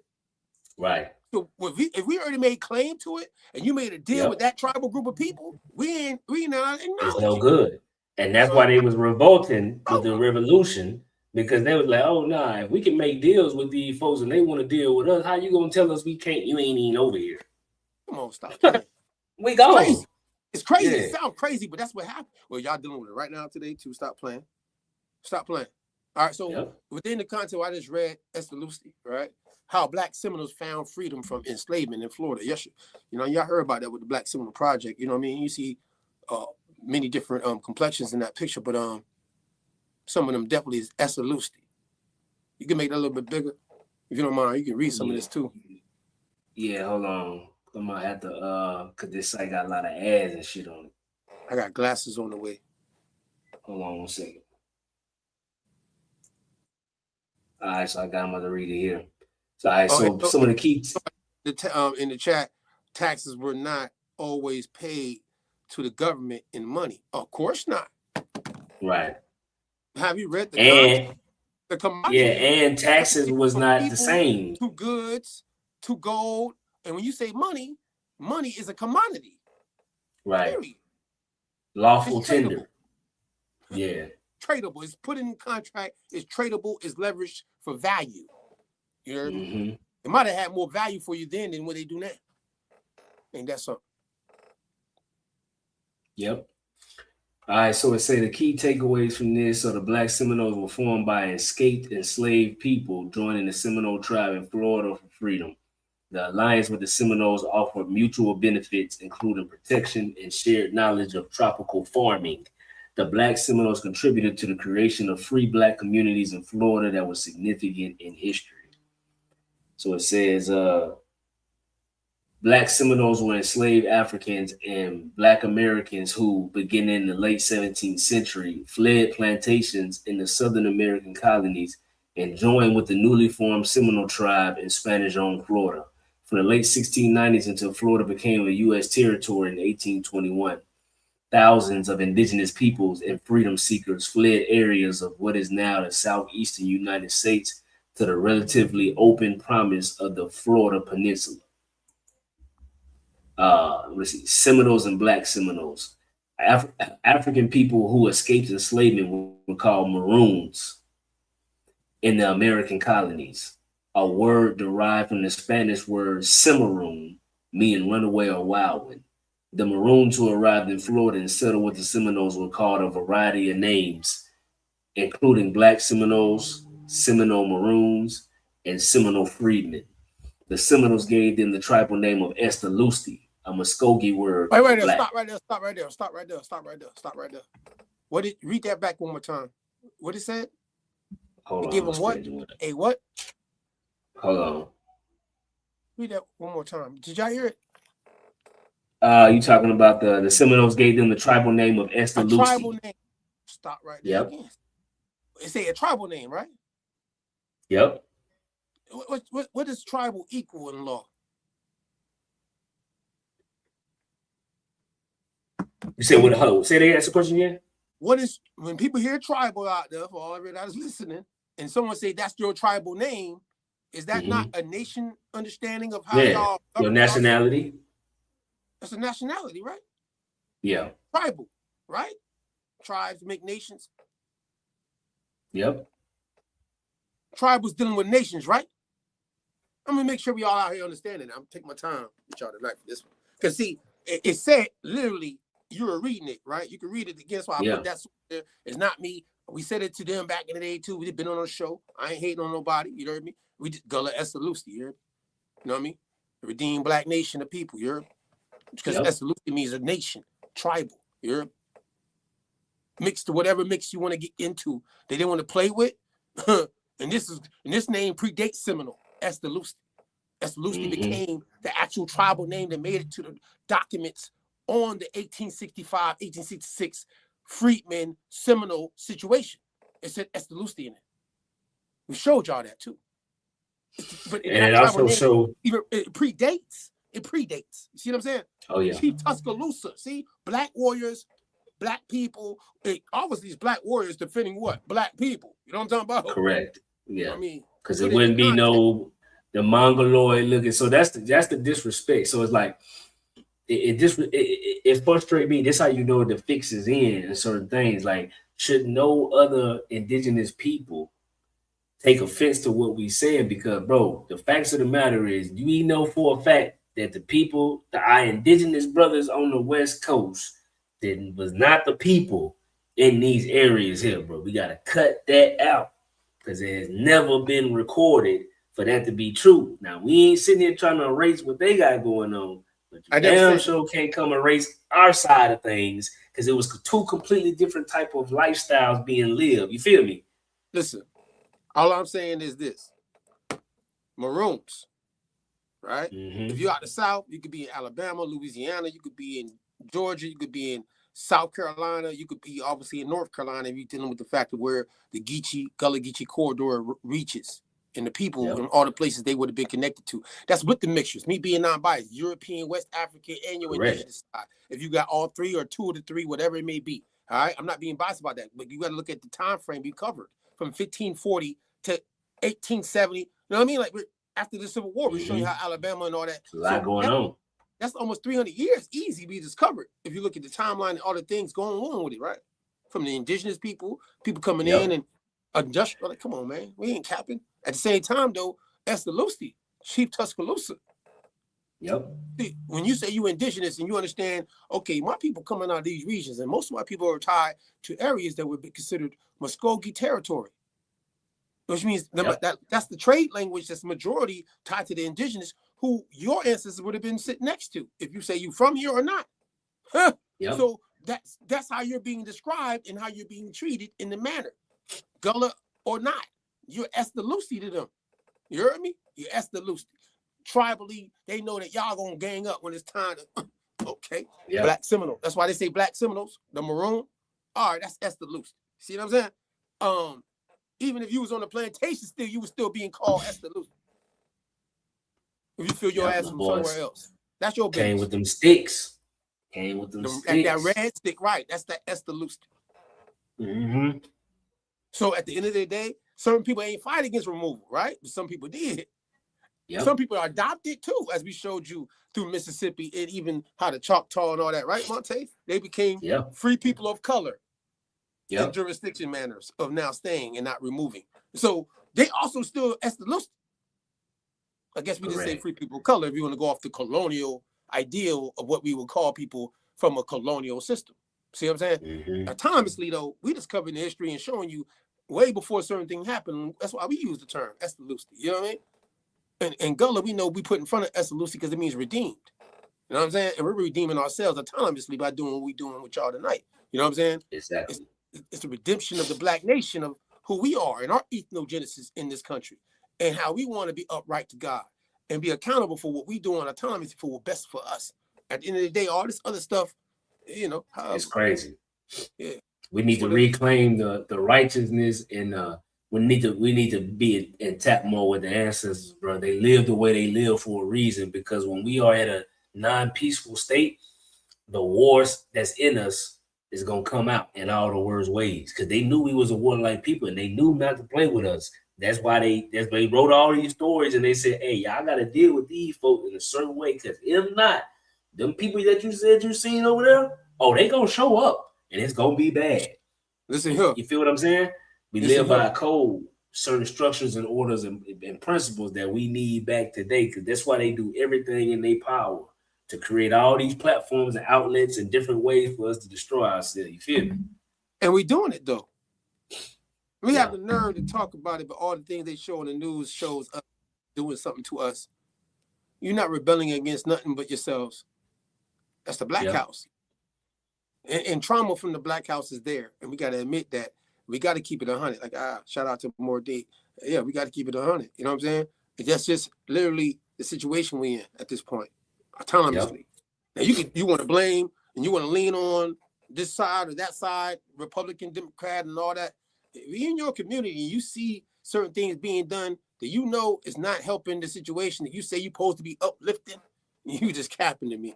You hear me? It's just a whole bunch of, like, it makes you look good. You hear me? But really, you're not really about that life. You do it for the agenda. It's not really for the heart of your people really being in a better, your family even being in a better situation. Facts. You hear me? So it is what it is. I call that out. I'm going to call that out every time. Because, see, I got to be accountable for my wrongs. You know what I'm talking about? We all do. It's part of life. Ain't nobody perfect out here. Ain't nobody ever said that. I mean, being autonomous is not perfect. You hear me at all? Shit, exactly. You look in the mirror and be like, damn, boy, I'm fucking up. Excuse my friend. You got to take accountability, bro. That's the only way you can be autonomous. Yeah, that's it. You got to check yourself at all times.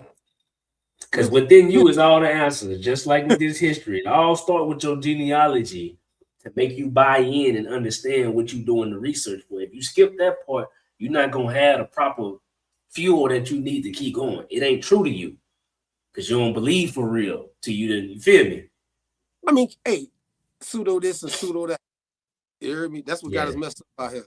All right, like not only just on like some spiritual stuff, but even like how you read early in the news, how people are taking. I've heard it. I literally heard what you said. I've listened. People saying it. People saying what you showing. Exactly. How people putting out evidence, saying things in rooms, and they ain't got no facts behind no it. proof. Exactly. You just out here because you're emotional and it ain't even happened to you. Meanwhile, in your own house, you don't give a damn what's going on with your own shit. You don't watch your own people like that. What you talking about? You so worried about some strangers. I be wondering how we got that psychology caught up before we leave here tonight. How y'all so caught up in people you don't know and don't care about the people you do know? That's a great question. I don't want you in the wilderness with me, by the way. That's your mentality. You heard me? Like, I get it. We can come together and we get to know each other. It's got to be a process where that happens, right? And you see who you're dealing with, right? At the same time. And you because you're going to build, you're going to meet people you don't know. I understand that. Now, I ain't saying it that way. Don't take me out of context. But y'all know what I mean. You telling me you out here talking all this stuff, but then I see you in your own place. Don't even worry about none of that shit going on. I'm supposed to take you serious in the wilderness? Don't make sense. Who you playing for? Something ain't right. Who you playing for? You heard me? And it can only be addressed through real tough conversations, because that's where it all starts. You can't strategize, you can't plan, you can't do nothing until you at least talk about and get to the basis of what's happening without folks getting in their feelings, bro. If you truly care like how you say you do, because it's going to take more than a couple people to cause a nationwide epidemic, homie. Hey man, that's why a lot of things we talk about, like we talk about Alabama, Mississippi, Louisiana, we talk about Florida, Carolinas, the Southeast, you know what I mean? Ceremonial complex, where all the mounds and all that stuff happen, and all the debates go about, you know, this race theory thing today, which has nothing to do with now nationality, funny enough. And if, you know, your people were in these regions and we say, oh, it's Estelusti, man. You know what I'm talking about? That's the tribal, that's the national. That's the key. Ideal. That's the war cry. What? You feel me? We get everybody back, but if we can think about this right here, any area, you tell me what you think about this statement, man. So pretty much all the populous areas all throughout in America, where a lot of black people are, if they're from America, it's gonna come back some type of way to the Southeast Ceremonial Complex being involved. If we can reignite the Southeast. Yes. So if we can reignite the pride in those areas, right? If we can tell the people the truth so they can look at where they from differently and treat it differently, bro, it would change the game. What you think about that? I mean, Estelusti, absolutely. Estelusti, absolutely. You heard me? For my people, it's absolutely Estelusti. You heard me? However you want to put it. You heard me? That's and it's Gullah because of that too. That's the redemption right there. See, Gullah means redemption. And I say these terms, I'm saying in that kind of way. We got to redeem. See what I'm saying about the Estelusti situation of who he is. Some people might want to say, you know, FBA. I say GEA. You heard me? Because it's Gullah Estelusti. I'm a Macario on my side. Hey, that will be coming with them acronyms. You talking about them? Hey, let's go. Yeah. That will be whipping them. Hey, you heard me? I like that though. I'm a Macario. You heard? Yeah. That was party. fine. That's what we do. That's what just really freestyle. That's how I feel about it. It's the acronym for it. You heard me? Gullah Estelusti Amacario. So this is what it means to me, at least, autonomously in the wilderness of North America. And at the end of the day, with my mixture, whatever the case, people debate about it. Like, that don't mean nothing when I see you outside. All that other stuff you're talking about, okay, cool. But in real time, what we doing in the wilderness of North America? Yeah. So next week, when we get into this liberation and, you know, the state of, because we've been talking about our states, we're going to cover that in the summer. But I got to give you an exclusive for Juneteenth next week. You heard me? Yeah. We'll put some perspective for y'all. I've been hearing a lot of things. I got something for y'all next week, though. Real time. I made time for it. You know, I've been busy, Monte, but I got something for y'all next week, though. Tap in. Juneteenth weekend. You heard me? 21st. Solstice. Hey, so what you got to lead the people with, man? Hey, man, the harsh reality is live life autonomously. I don't ever hate on that. I hope you're doing that for you and yours, for your loved ones and your close ones out there. You know what I mean? Thank y'all for tapping in. It's always Maranatha. I mean, and that obviously living out righteous decisions has come to be now. You got to be accountable for those things. And that's what we got to get the message across. Even if we cover history, politics, culture, social, economics, always the brand of what it is as a campaign is the harsh reality is live life autonomously. And that's for each and one of y'all that tap in with us. They hope that what you're doing for you and yours, and you're taking this information to empower you and yours to do so, and however those cases work. You heard me? So I appreciate it when that taps in, man. Until next week, Sunday. Peace. We gone, man. Tap in.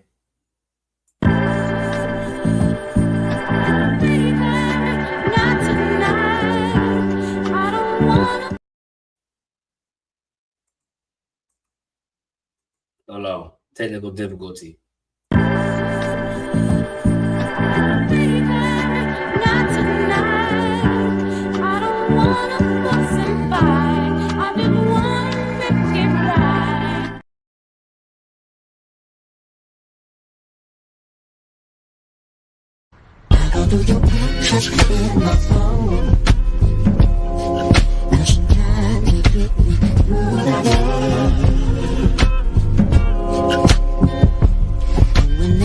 Start to feel alone.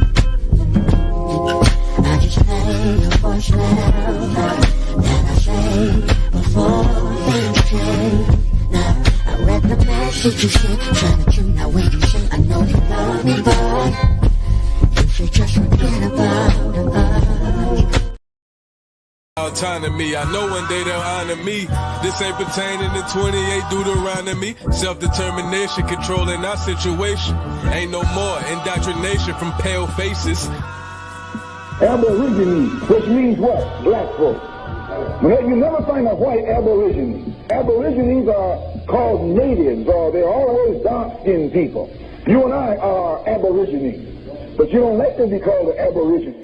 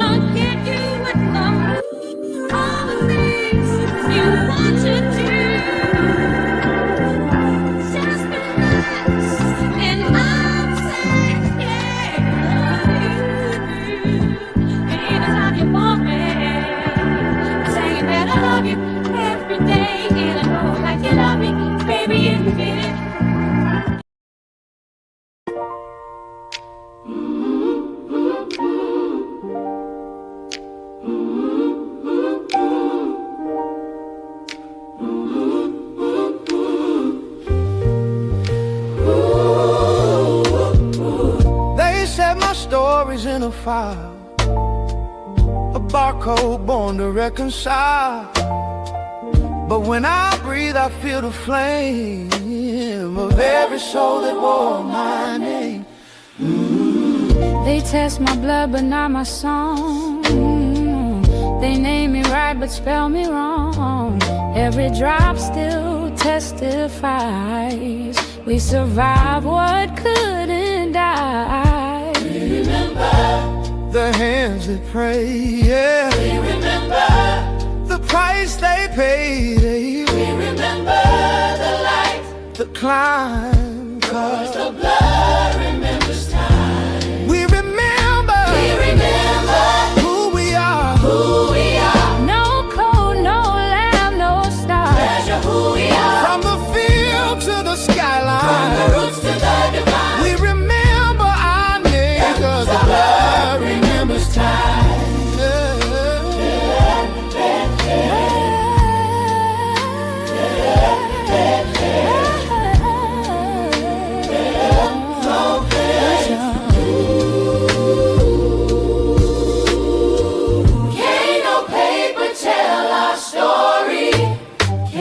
Testifying our glory.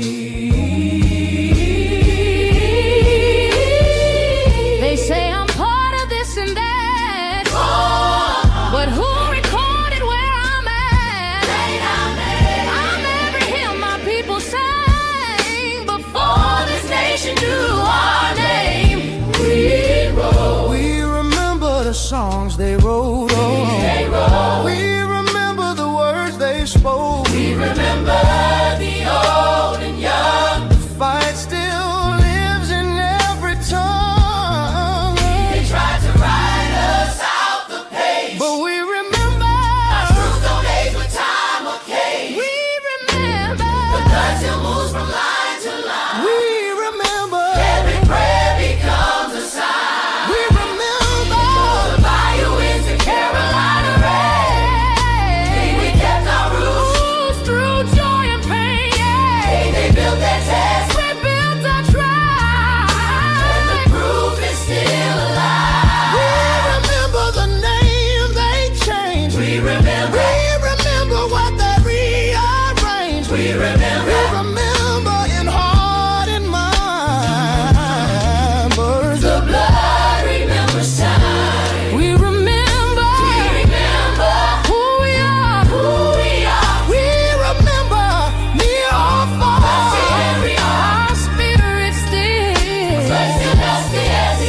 They can test this flesh is right.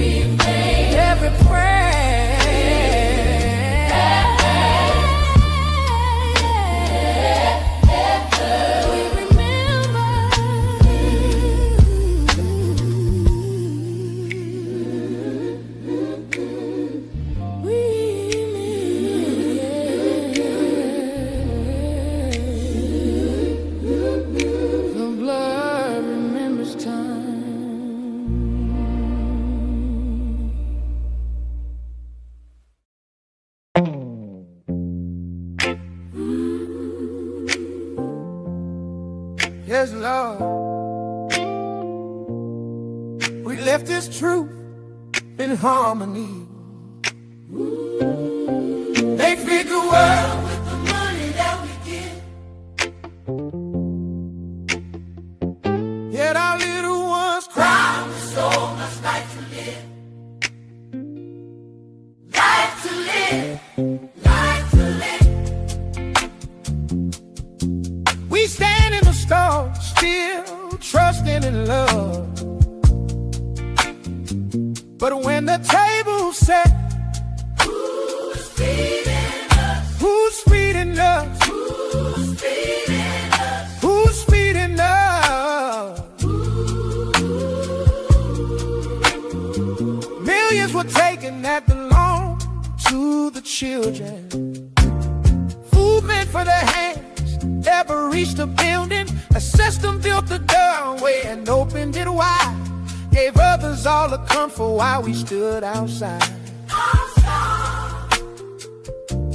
The officers in power, yeah, pouring out hate. When not one gentle blessing reached the neighborhoods we made. They keep saying equity, calling it trust. Yet the blessings keep on flowing everywhere but us. They the world with the money that we get. Get our little ones cry. So much life to live. Ooh, life to live. Life to live. We show up faithful, no, standing strong and just. So in the table set, who's feeding us? Who's feeding us? We carry the burden of taxes and patience. Still we watch our schools fade in desperation. Silence for the fraud when it happens far away. But scared hands eyes on us whenever we stray. Our voices keep lifting each election here. Yet the love and protection never seem to come near. Promises repeated, settling it does. While resources in favor never fall. Lift our hopes, Lord. Lift our hearts. Guide our children. Got that star. No more silence. No more hugs. Share this nation. Who's feeding us? Who's feeding us? They feed the world with the money that we get. Let our little ones cry. So much life to live. Ooh, life to live. Life to live. When we stand in faith, then offer our trust. Tell us again, who's feeding love? When we stand in faith, then offer our trust. Tell us again, who's feeding us?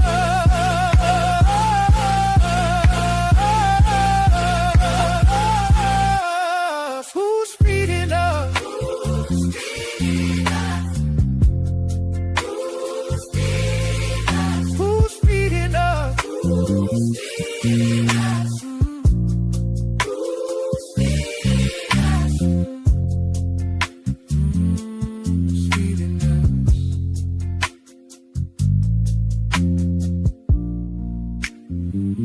Who's feeding us?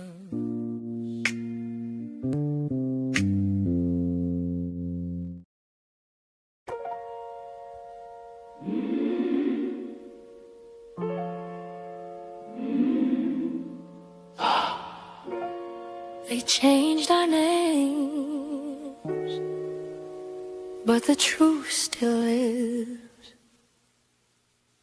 Some say we came from far away.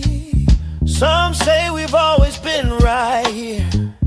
Two stories at the same doorway, both chasing what our hearts hold dear. Old maps, new maps, who's to say? We just want the truth that they erase. Two roads, one people.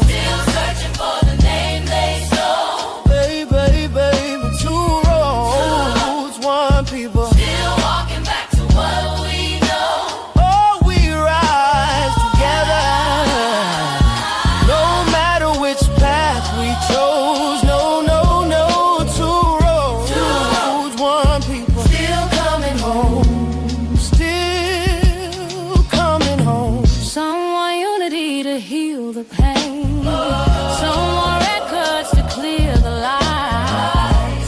But either way, we break the chains and lift the story they deny. Lineage, memory, same heartbeat, just different ways to find our feet.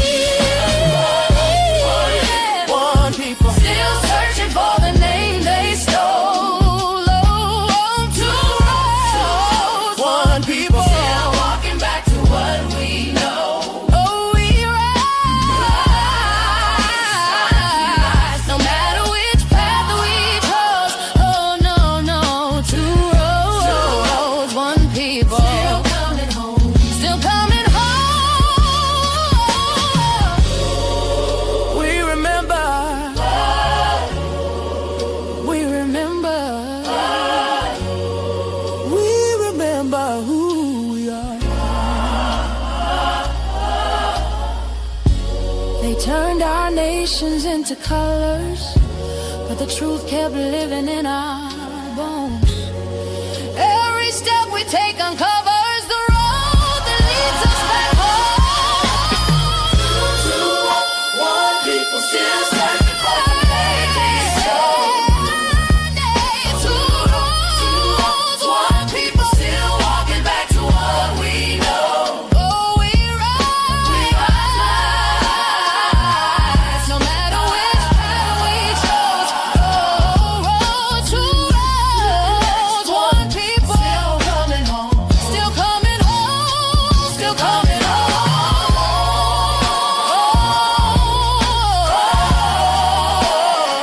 Still coming home. Still coming home.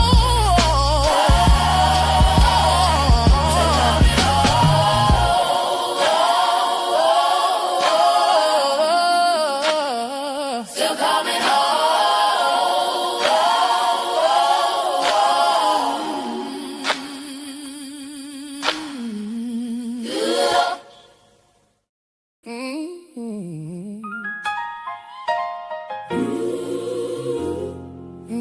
Damn, son, where'd you find this? Big Mississippi. Rolling through the South. Big Mississippi. Yeah, we've been had a ride.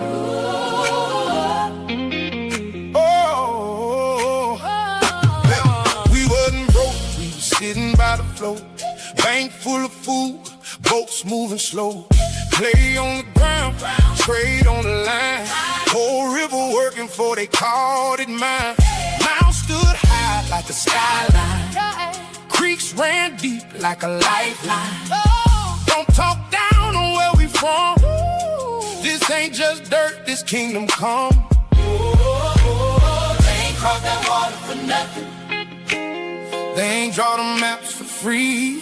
They saw power in the current. Then tried to hide the receipt. Big Mississippi. Money in the mud, Boats on the bend. blessings in the flood. In my Crooked letter. Rolling through the South, they came for the route. not to help us out. We had a trade. We had the grain. Big Mississippi. Big Mississippi. Put respect on the name. Her river had motion. Everybody tapped in. Village to village. Bend to bend. Corn in the basket. Fish in the smoke. Canoe on the water. Deal already spoke. Choctaw had weight. Chickasaw stood strong. Natchez in the middle. Tunica moved along. This was no accident. This was design. They wanted the system, then they changed the sign. They ain't crossed that water for nothing. They ain't draw the maps for free. They saw power in the current. They tried to hide the receipt. Big Mississippi. Money in the mud, Boats on the bend. blessings in the flood. Am I Crooked letter. Rolling through the South, they came for the route, not to help us out. We had a trade.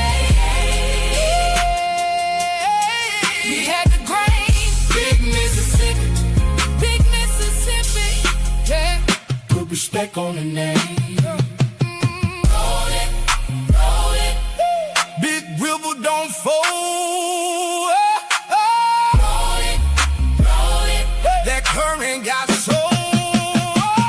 Yeah, it came to flame, then came to claims, then came to force with the borrowed names. But look to the Mobile, New Orleans lane, catches up the river power in the chain. From the Gulf to the north, everybody wanted in. One big route with 1,000 little ends. They didn't come blind, they came for the plan. The water was the wealth was the land. When they say we came from land, tell them run that story back. Look at the river, look at the road, look how the money flows. We ain't begging for a seat, we been standing on the floor. We're Mississippi in our blood, we've been more than what they call. Money in the mud, boats on the bend, blessings in the flood. Crooked left, rolling through the south. They came for the route, not to help us out. We had to trade. We had to trade. Big Mississippi, big Mississippi. Yeah. Put respect on the name. Big Mississippi. Roll on, roll on, roll on. Big Mississippi. We've been home. Big Mississippi. Roll on, roll on. Whoa. Put respect on the name. Big Mississippi. Roll on, roll on. Big Mississippi. We've been home.